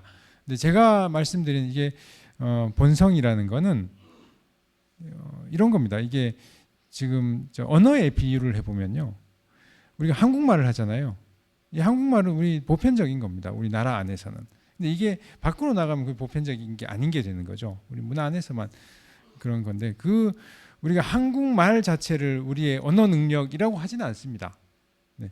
우리의 언어 능력을 가진 우리의 능력을 누구나가 다 타고 태어났고 그 능력을 가지고 이 땅에 살았더니 자연스럽게 한국어를 모국어로 하게 되는 거죠. 이걸 이제 예의 비유를 해보면 예를 행할 수 있는 능력이 본성인 거고, 그리고 예에 맞게 행했을 때 그걸 편안하게 여길 수 있는 게 그게 본성인 거고, 어떤 행위를 할 건가는 그거는 문화에 따라서 결정이 됩니다. 달라집니다. 시대와 문화에 따라서 달라질 수밖에 없습니다. 근데 왜 지금 오늘날 이렇게 서로 충돌을 하게 되느냐 하는 것은 그만큼 문화가 뒤섞였기 때문입니다. 옛날에는 그 문화권 안에서 평생을 살아갔기 때문에 그 문화권 안에 얘만 지키면 됩니다. 근데 이제는 전 세계가 하나로 이어진 사회이기 때문에 그것만으로는 불가능한 건데, 핵심은 제가 말씀드리는 본성이라는 거는 예라는 걸 우리가 알고 이해할 수 있고요. 예라는 걸 행할 수 있고, 예를 행했을 때 우리가 마음이 편안한 것. 반대로는 예를 행하지 않았으면, 예를 어겼을 때 우리가 불편하게 생각할, 불편한 이제 마음이 드는 것. 그런 종합적인 능력이 예라는 본성이다라고 저는 이제 말씀을 드리는 겁니다. 답변이 되는지 모르겠습니다. 이것도 상식적으로 저희들은 보통 성선설, 성악설, 그죠? 그래서 순자와 맹자는 그렇게 서로 인간의 본성론에서 한 사람은 선하다, 악하다 이렇게 그냥 상식적으로 배웠었잖아요. 이제 그런 부분에서 보면 순자 같은 경우는 이제 인간은 본래 태어날 때부터 악한 존재이기 때문에, 이기적 존재이기 때문에, 그래서 인위적으로라도 어떤 특정한 도덕적 규범들, 법들을 제대로 만들어서 순치시켜야 된다. 이제 이렇게 생각을 했다면, 그게 이제 교육의 과정을 통해서든 개개인의 예의 범절 과정을 통해서든 규칙화를 통해서 해야 된다고 생각했다면, 맹자는 그런 부분에서는 인간은 근본적으로 선하다고 표현했다고는, 이 사단이 이제 바로 그거죠. 이 사단 자체가 이제 인간이 가지고 있는 근본적인 선함을 그대로 표현해 주는 거니까, 그 사양지심이라고 하는 것도 인간이 가지고 있는 이제 본성이다 이제 봤던 거. 방금 선생님께서 말씀하신 생존과 관련된 부분 이렇게 표현했을 때, 그 생존 부분은 결국은 인간이 다른 생명, 예를 들면 이제 동물과 같은 이런 사양지심이나 척은지심이나 이런 걸 떠나서, 이런 본성적인 부분을 떠나서 그런 부분은 이제 본능과 관련되어 있는 부분 아닐까라고 하는. 동물과 그렇게 차이는 없죠. 생존 부분에서 나는 먹고 내가 살기 위해서는 너를 죽일 것이다 라고 하는 이거 자체는 우리가 여기서 말하는 인간의 본성이라고 하는 이런 사단을 가지고 있는 그때 그 인간의 모습은 아닐 것 같은데. 근데 그런 사람들이 많습니다. 의외로. 그죠? 예. 그러니까 우리가 말하는 대로 정말 도덕적이지 못한 비윤리적인 행위를 하는 사람들이 우리 주변에도 지금 이 자리에도 있을 수 있습니다. 그건. 예. 이제 구체적 사례로 들어가면 이제 그렇게 되겠지만, 지금 예라고 하는 하나의 추상적인 개념을 또 이렇게 모든 사람에게 적용시켜서 표현하려면 한다면 이제 이런 특징을 갖고 있더라라고 이제 그렇게 선생님께서는 생각을 하시는 것 같기도 하고요. 또 이렇게 반론을 제기하시고 질문을 이어가도 됩니다. 선생님 궁금하신 부분이 있으면 조금 있다가 또 다른 질문 있으면 해주시기 바랍니다. 제일 뒤에 계시는 분.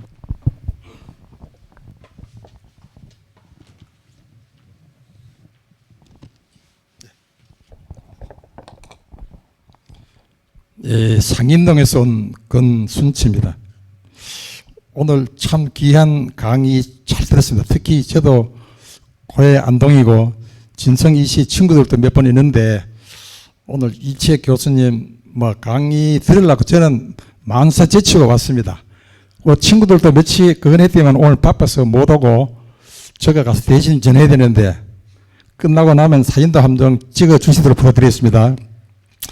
저는 한 20년 전에 현직에 있을 때 대구 전국의 교장단 연수를 거기서 한 2박 3일인가 받은 적이 있습니다. 그때 아마 운 좋게도 연수할 때 숙소 자리가 조금 부족해서 저는 운이 좋아서 종택 바깥들에 있는 거기에 방이 2칸인가 같은데 거기에서 잠을 자는 영광을 얻었습니다. 그때 연수 받을 때 제가 감동받은 것은 태계 선생님의 학문 그런 것보다도 특히 그때 어느 강사 한 분이 말씀하시기를 제사를 지낼 때 제수 음식을 장만하면서 태계 선생님 부인도 둘째 부인 건씨 부인 있고 자기 또 형수도 같이 제수를 장만하는데 자기 부인이 이제 먼저 이래 먹고 막 이런 게 있어. 조금 그런 점이 있었지. 그래가지고 그때 태계 선생님이 하신 말씀이 보통 사람 같으면은 자기 부인이 제 음식을 먼저 먹었으니까 얼마나 나무리겠습니까?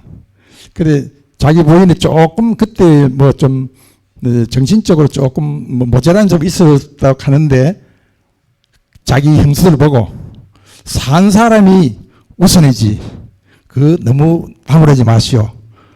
나를 마시오. 이렇게 말했다고 하는데 정말인지 혹시 또 꿈에 대한 얘기인지 한데 하여튼 참 이런 말은 대단하다. 우리 보통 사람들은 제수 음식을 먼저 먹었을 때 그렇게 말할 수 있겠나? 자기 부인을 얼마나 나무라게 이런 새들고 여기에 대해는 혹은 또 정확하게 답변해 주시면 좋겠고, 그 다음에 두 번째는 이건 질문이 아니고 선생님이 한 5년 전에가 썼는 책 영남 태계학 연구원에 쓴 태계에서 묻는 삶의 철학, 이 책을 워낙 쉽게 잘 써서 거기에는 성학십도라든가 고봉 기대성 율곡선생 같은 그 인연들을 너무 잘 써놔서 참 많이 배워서 고맙다는 말씀을 드리고, 그 다음에 그때 또 한 가지는 이거는 책에서 읽어낸 게 아니고 영주의 소수서원에 가면은 태계 선생님이 거기에 그때 근무를 아마 하셨으니까 나오는 이 얘기 보면은 영주의 배순이라고 하는 사람 아시는지 모르겠어요. 배순 하는 사람이 그제 대장장이어야 되는데 이 사람이 소수서원 와서 밖에서 워낙 열심히 듣고 하니까 최초로 처음인으로서 태계 선생님이 안에 들어오도록 공부를 가르쳤다. 그래서 이분이 태계 선생님 돌아가실 때도 3년 동안 상망 때 음식을 올리고, 또 이분이 선조가 돌아가셨을 때 영주의 초암산 우에 가면 봉오리가 있어요. 그 봉오리 이름이 국망봉인데 영주의 자락길 나오는 데 보면은 배수인이라는 사람이 선조가 돌아왔을 때 북쪽을 보면서 또 상망 초하루 보름에 음식을 올리고 해서 그 소문이 들려서 나 강해군 때 이 사람에게 정렬을 내렸다 하는데 정말인지 지금도 정렬이 있다 하는데 여기에 대해 좀 말씀해 주시고, 이런 성김에 하나 더 묻겠습니다. 참 자기 종손으로서 자기 참 우때 대학자의 연구를 하는 데서 참 자부심도 많이 느꼈을 것이고 또한 영광스럽게도 하겠습니다. 그런데 여기 보면은 요중에서 한 가지 좀 생각나는 것이, 아마 참 부담도 많이 느끼실 것 같고, 유학 대학원 과정은 우리나라 성균대학교 하셨는데 학사 과정은 참 일본까지 가셨다. 어떻게 해서 일본까지 가게 되시는지 좀 궁금해서 질문 드립니다. 말이 길었는데 아시는 대로 설명해 주시면 대단히 고맙겠습니다. 예, 고맙습니다. 야사가 많네. 예, 첫 번째 질문은 태계 이황 선생이 부인이 제수 준비 음식을 하는 과정에서 먼저 이제 먹었다네요. 먹었는데 거기에 대한 태계의 태도입니다. 평생 경을 공부하신 분이니까 태계 입장에서는 당연하게 나온 뭐지만 저희들 같은 경우도 난리가 나죠, 그죠? 어떻게 음식에 손대노 이래 되는데, 예, 이황 이 태계 얘기가 그냥 전설인지 아니면 집에서 내려오는 얘기일 뿐인지 아니면 사실이 건강한 것인지 한번 살펴주시고요. 두 번째는 지금 영주의 대장장이 배씨 얘기입니다. 이것도 지금 그냥 전해 내려온 설화일 뿐인지 아니면 근거가 있는 것인지 한번 말씀을 해주시고, 세 번째는 왜 일본 가셨습니까? 예. 네, 예하고 관련이 있는지 네, 있는 질문도 있으시고요. 제가 뭐 하나씩 답변 드리겠습니다. 그 첫째 이제 뭐 바로 말씀드리면 그 말씀하신 두 배순 일화 그다음에 부인 일화 둘 다 정사로는 전해지지 않는 내용입니다. 다 이렇게 구전으로 네, 전해지는 내용이고요. 그 배순이라는 인물이 있었던 것은 맞습니다. 대장장이었고 한데 정사로 이야기하자면 대장장이 배순은 그 예안에 살았던 사람이기 때문에 네, 그 풍기에서 퇴계 선생님 수업은 들을 수 없었다고 합니다. 근데 그 철상을 퇴계 선생님이 돌아가시고 나서 철로 조각을 만들었다. 조각이 아니죠. 철로 이제 상을 만들었다라는 거는 그거는 정사인 것으로 보입니다. 네. 그래서 그게 그런 어떤 그 대장장이가 퇴계 선생의 그 명성을 듣고 존경을 하면서 철상까지 만들었기 때문에 거기에서 이제 그 이야기들이 이제 스토리들이 더 덧붙여진 거고요. 그렇게 볼 수 있고 권씨 부인 일화도 네, 뭐 어떤 개연성은 있지만 네, 그게 뭐 네, 사실이다 아니다라고 제가 이렇게 바로 말씀드릴 수는 없고 일단은 네, 정사로는 전해지지 않는 내용이다라고는 말씀드릴 수 있는데 그 네, 이게 예하고 좀 관련을 지어서 말씀을 드려야 되기 때문에 이 무슨 네, 그 저에 대한 청문회도 아니고 그래서 네, 이 말씀을 드리자면 제가 사실은 이제 그 퇴계 선생 이야기를 하기를 좀 꺼립니다. 논문도 그렇게 쓰고 책도 쓰고 했지만 글로 쓸 때는 괜찮은데요. 말로 하자고 그러면 제가 굉장히 그 불초한 그 후손이기 때문에 말이 잘 안 나옵니다. 그래서 자꾸 이제 주제도 다른 쪽으로 바꾸고 이렇게 하고요. 뭐 그래도 글은 쓰는 거니까 괜찮지만 이제 말은 좀 그렇습니다. 또 저희 아버지께서도 조상 이야기 하지 말라 이렇게 계속 말씀을 하시고 그래서 안 하는데 그 일단 학문적으로 이야기하자면 퇴계 선생님 예를 굉장히 유연하게 적용을 하십니다. 그래서 그 일례로 그거는 뭐 언행록에 다 나오는 이야기인데요. 그 상을 그 안동권 씨분이 돌아가시고 나서 그 아들들에게 아들들이 3년상을 이제 치르겠죠. 그러면 3년상을 치르는 동안 병이 납니다. 아들이 병이 나니까 그 대신 야 고기를 먹어라. 네, 고기 먹으면 안 되잖아요. 예 정식으로는 예 주자가리에 따르면 고기 먹으면 안 됩니다. 근데 고기 먹어라. 네, 예를 지키는 것보다 사람 사는 게 더 중요하다라고 생명이 더 중요하다 이렇게 말씀하십니다. 그런 의미에서 보면 안동권 씨의 그 일화도 권씨 부인의 일화도 충분히 개연성이 있다고 보여집니다. 그래서 이게 그 아까 지금 이완 선생님 말씀하신 그 강제성이냐 보편성이냐 요 문제하고도 연결이 되는데 이 같은 문제를 놓고 이게 보편적인 거다, 자연스러운 거다라고 받아들일 수도 있고요. 같은 문제를 보고 같은 상황을 보고 이거는 정해졌기 때문에 하는 거 아니냐라고 받아들일 수도 있습니다. 그거는 이제 어떻게 해석하기에 나름입니다. 그래서 예라는 게 그 정해졌기 때문에 우리가 행한다는 측면, 어쩔 수 없이 행한다는 측면에서 보면 그거는 정해진 거고 강제성인 거지만 사실은 알고 봤더니 이게 내 마음에서 우러나온 거네라는 게 발견이 되면 그거는 이제 보편적인 거고 자발적인 것이 되지 않을까 하는 생각이 듭니다. 그래서 그 퇴계 선생님 쪽 강제성보다는 자발성 쪽, 보편성 쪽에 무게를 둔 이제 예 전문가시죠. 예 전문가신데 예를 그렇게 풀어내지 않으셨을까? 그런 예학에 대한 뭐 체계적인 저술을 남기고 체계적인 어떤 논문을 남기고 그렇지는 않았지만 예를 그렇게 바라보지 않았을까 하는 생각을 해봅니다. 네. 두 번째 이게 첫 번째 두 번째 대답인 거예요. 제가 이제 일본에 왜 갔냐 하면 이거 참 뭐 부끄러운 이야기인데 제가 그 하도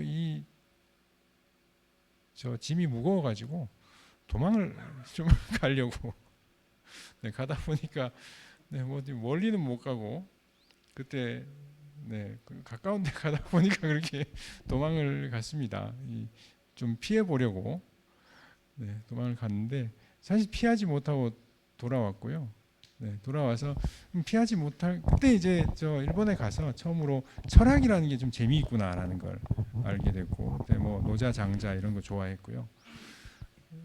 그리고 돌아와서 이 어차피 피하지 못할 거면 사실은 이제 군대가 아니었으면 안 왔을 텐데 네, 군대를 가야 다행히 군대가 살려줬습니다. 저를 아니었으면 거기서 그냥 눌렀을지도 모르는데 그 참 모양새가 그렇잖아요. 거기서 눌러 앉으면 그래서 와가지고 군대 갔다 와서 어차피 피하지 못할 거면 알아보자 공부를 해보자 이래서 그냥 유학을 공부를 했습니다. 퇴계학을 공부하려는 생각은 아니고 유학을 전반적으로 공부를 하다가 그 논문도 퇴계학으로 쓸 생각은 처음에 없었습니다. 없고 그냥 맹자하고 장자를 너무 좋아해가지고 그쪽으로 이제 연구를 계속 했었는데 저희 지도 교수님께서 말씀하시더라고요. 어차피 피하지 못할 거면 논문도 써야 되지 않겠느냐라고 하셔서 그렇게 했습니다. 그래서 지금은 사실 저 뭐 그 후로도 논문도 쓰고 책도 쓰고 연구를 많이 했지만 지금 되도록 강연은 좀 퇴계 선생님과 관련된 강연은 안 하려고 하고요. 네, 제가 공부는 당연히 평생을 해도 다 못할 공부이기 때문에 퇴계 선생에 대한 공부와 연구는 하되 네, 강연하고 이제 말로 이야기하는 건 좀 안 하려고 하는 네, 그런 상황에 있습니다. 네, 이렇게 말씀드리겠습니다. 예, 뭐 아무리 조상이지만 학문하는 학인으로서는 객관적으로 연구를 하면 되는 거죠. 비판할 수 있는 부분 비판하고 받아들일 수 있는 부분은 또 받아들이고 뭐 워낙 큰 인물이기 때문에 그 집안에 또 이렇게 정손이 된다는 게 참 저도 실존적으로는 참 이해가 갑니다. 얼마나 마음이 무겁겠습니까? 아유, 저는 얼마나 편한지 그러면 그런 부분이 있어요. 또 다른 질문 주십시오.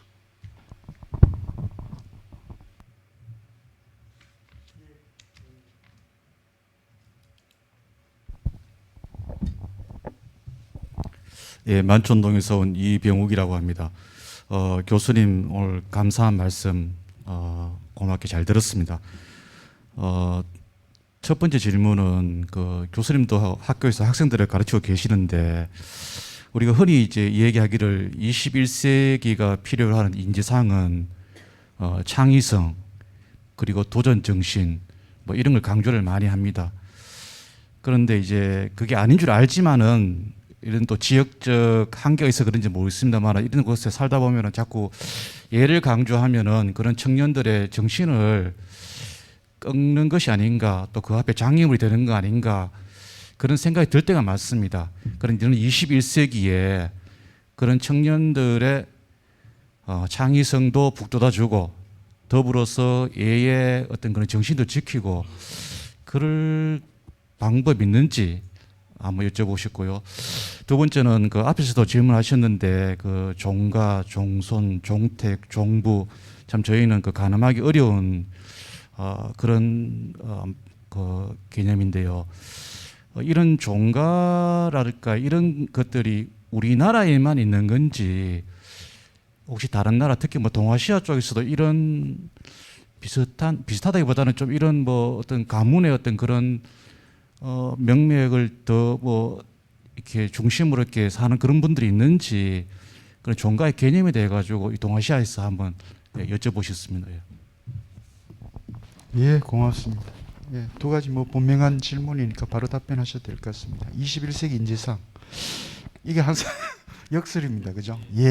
예를 강조하면 강조할수록 어떻게 보면 그 아이들이 가지고 있는 이런 도전 정신이나 혹은 자발성이라든지 독특한 생각들 이런 것들을 자꾸 누르고 순치시키는 그런 우리 교육이 그런 역할을 많이 해왔기 때문에 아마 이런 질문이 나온 것 같은데 예를 통해서 차라리 그 아이들에게 창의성이나 도전 정신을 더 드러낼 수 있도록 하는 방법이 있다면 그게 뭘까 한번 좋은 답변 주시면 좋겠습니다.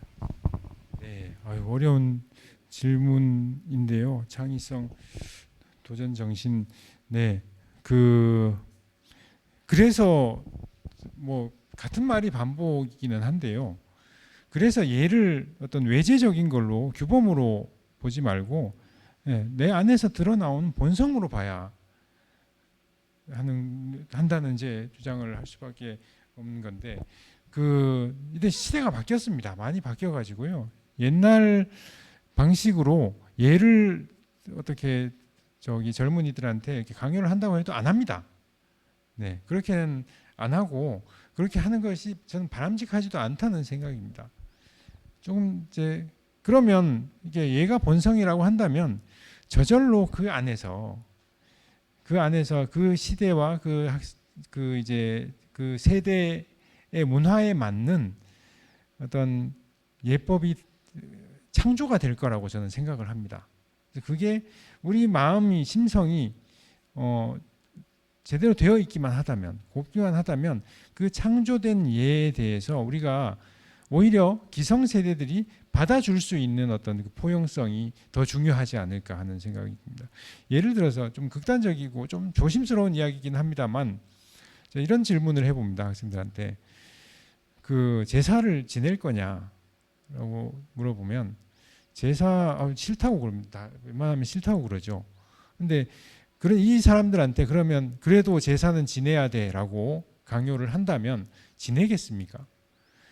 만약에 부모님이 살아계신 동안에야 이렇게 감시를 하면 지내겠죠.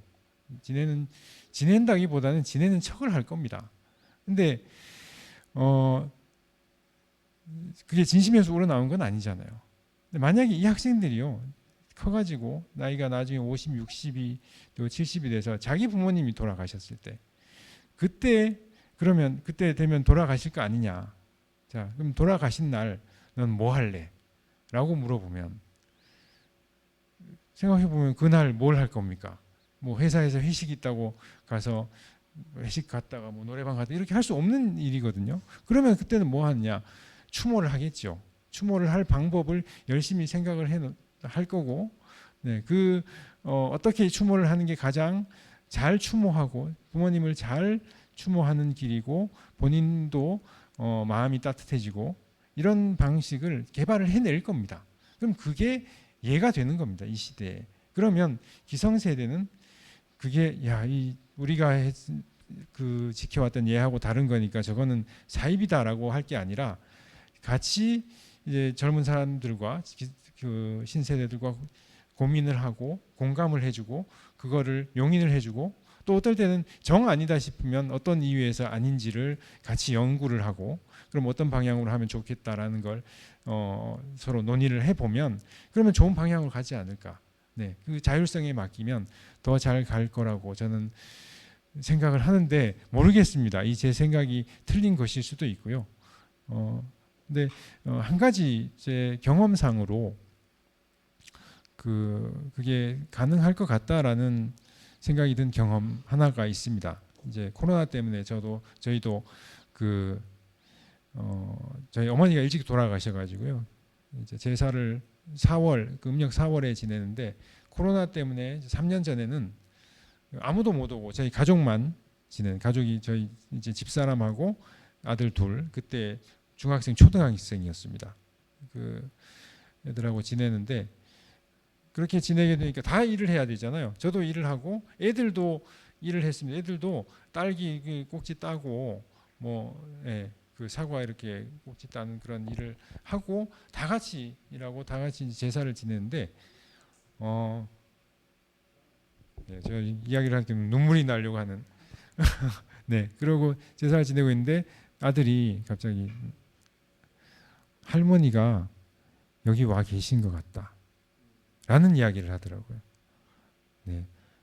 그때 이제 술도 제주도 다 따라야 되니까 아들이 초등학생이니까 이렇게 술을 따르고 이렇게 다 했습니다. 그렇게 자기가 참여를 하니까 네, 그런 이제 마음이 드는 거죠. 그래서 네, 한 가지 방법은 제사와 같은 경우에는 젊은 사람들이 직접 참여할 수 있게 하는, 그러니까 어른들이 하는 걸 보고 있게 하는 게 아니라 이게 어떤 의미다라는 걸 알려주고 참여하게 한다면 네, 조금 바른 형식을 이어갈 수 있지 않을까 하는 생각입니다. 네, 또 하나 이제 종가 이야기 하셨는데 종가는 조금 다른 변형된 형태로 일본과 중국에는 있는데요. 우리처럼 이렇게 보편적이지 않습니다. 보편적이지 않고 종가 우리나라에서도 대구 경북 지역이 많습니다. 네, 거의 전체 종가의 반 훨씬 넘는 수라고 제가 알고 있는데 대구 경북에 집중되어 있습니다. 그래서 우리에게는 종가가 익숙하고 저 다른 지역으로 가면 종가가 덜 익숙합니다. 알기는 알지만 네, 덜 익숙한 그런 상황입니다. 네, 감사합니다.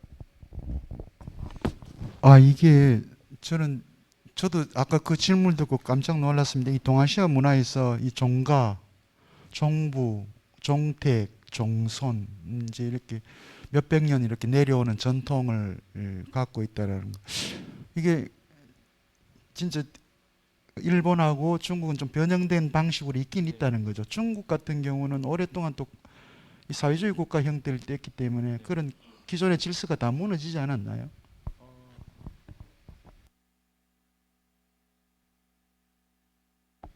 예, 무너지기 제가 알기로는 제가 뭐 잘 거기에 대해서 상세하게는 모르는데 그 무너지기 이전부터 우리처럼 이렇게 장자로 내려온 종가 이렇다기보다는 그냥 씨족 공동체 정도가 있었던 걸로 네, 알고 있습니다. 네, 그리고 이제 문화 대혁명, 공산주의 겪으면서 문화가 점점 이제는 완전히 사라진 완전이라고 하지만 그래도 아직도 시골에 가면 시족 형태 공동체가 있다고 하고요. 또 큰 인물 주자의 종손 마다들로 내려온 분을 만나보긴 했는데 우리처럼 이렇게 종가가 활성화되어 있지는 않고 그냥 이렇게 명맥만 이제 이어오는 그런 모습입니다. 네. 그리고 일본의 경우는 그거는 뭐 기업이죠. 어떤 가업으로 이어지는 거니까, 네, 어떤 혈연으로 이어지는 게 아니라 그래서 그 가업이니까 사위가 그 후를 이을 수도 있고요. 안 되면 아예 딴 데서 양자 들여서 이을 수도 있습니다. 혈연이 아닙니다. 거기는. 그런데 참 독특하죠. 이게 혈연 중심으로 몇백 년을 이렇게 이어간다는 것 자체는. 근데 우리는 보통 이렇게 이야기하면 예라고 하는 것은 고래로부터 예전부터 이런 하나의 행위 규칙으로 전해 내려오는 것이야 이렇게 이야기하게 되면 결국은 이제 그게 일종의 고정관념이 되기도 하고요.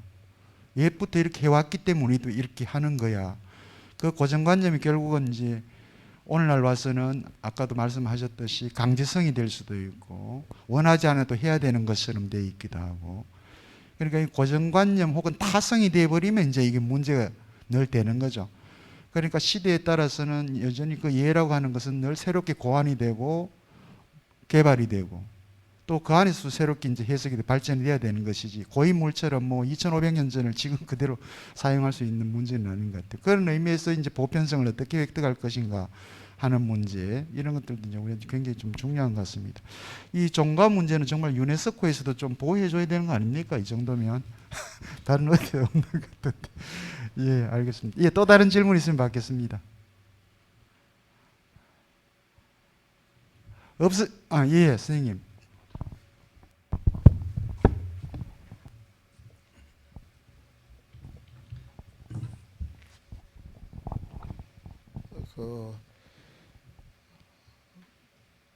그런 전통 있는 가문에서 태어나시고 또 이런 좋은 강의를 하시게끔 또 대학에서 학생들로 가르치고 또 오늘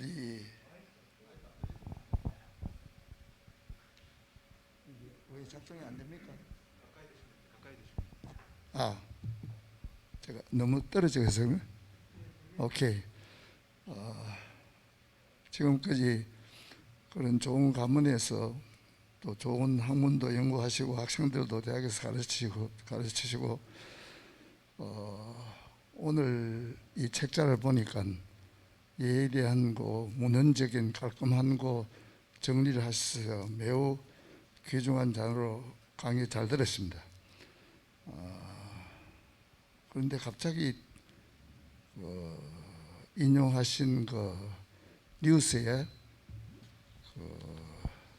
홍 장군의 그 얘기가 조금 나왔거든요. 그에 대해서 조금 질문해 보겠습니다. 현대사를 연구하는 그 이승만 학교에서 여러 가지 좋은 자료를 많이 강의를 하시는데 아마 아주 걸리는 안경입니다. 그 홍 장군에 대한 제 역사 설명을 상세하게 해놨거든요. 그 내용이 뭔가 하니까 레닌에게 무장 독립군을 팔아먹은 이동휘, 홍범도에게 건국 훈장을 줬다.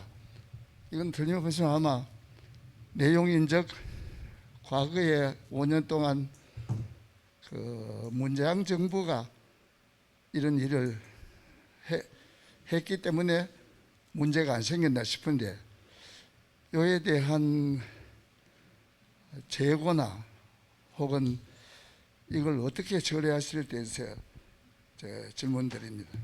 고맙습니다.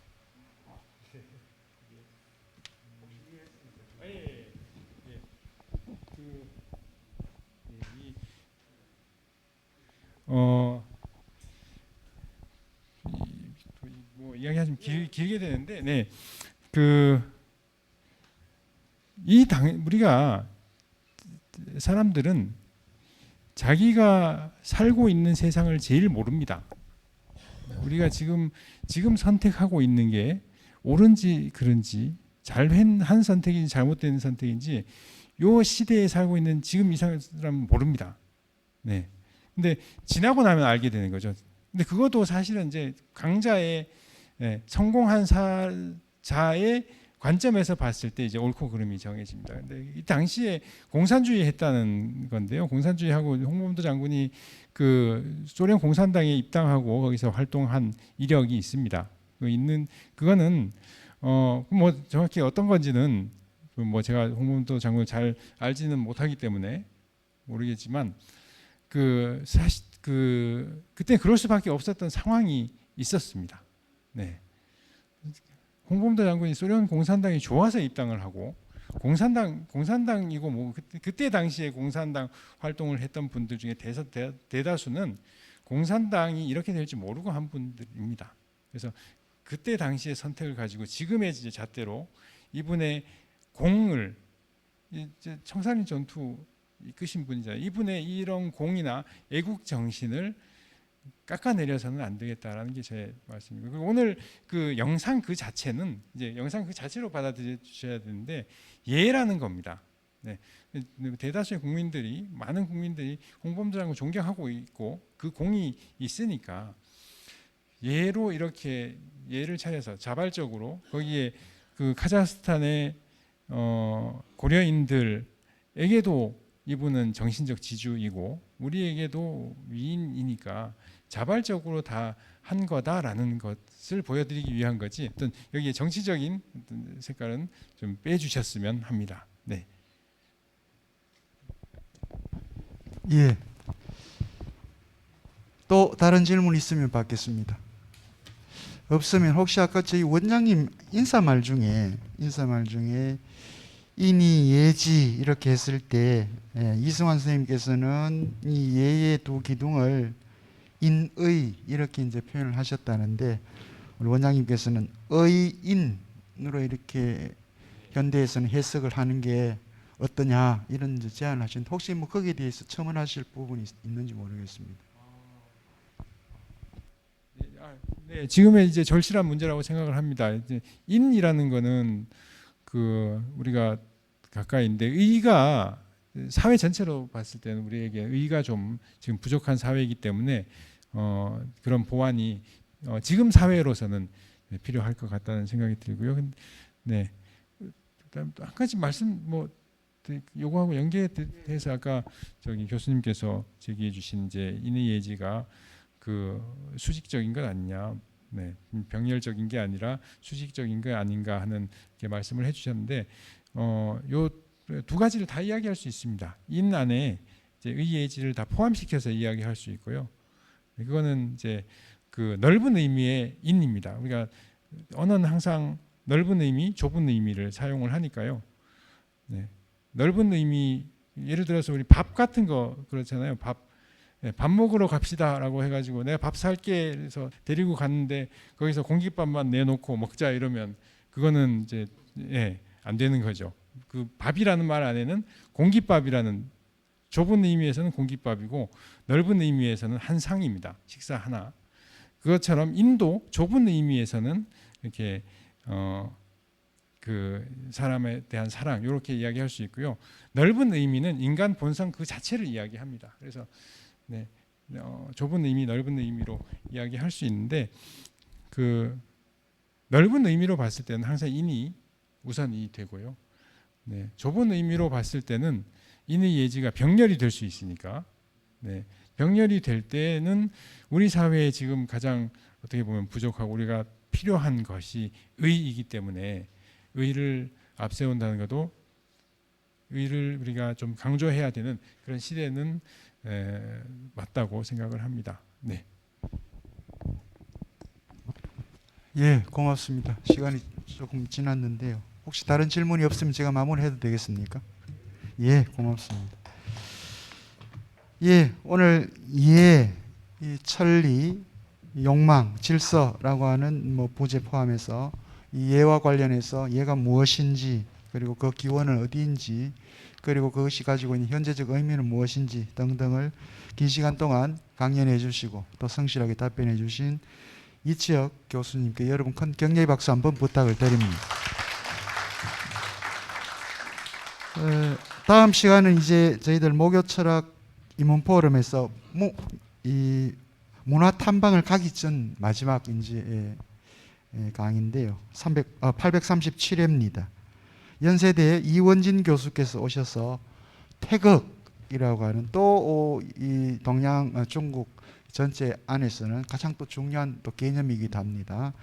태극이라고 하는 주제를 가지고 여러분들하고 또 좋은 시간을 나누도록 하겠습니다. 오늘 갑자기 날씨가 뭐 30도 올라가는 아주 무더워졌습니다. 여름이 되어버린 것 같아요. 이때 건강 조심하셔야 됩니다. 워낙 일교차가 심하고 하기 때문에 항상 건강 조심하시고요. 다음 주 이 시간에도 여러분 건강한 모습으로 이 자리에서 뵙도록 하겠습니다. 안녕히 돌아가십시오. 고맙습니다.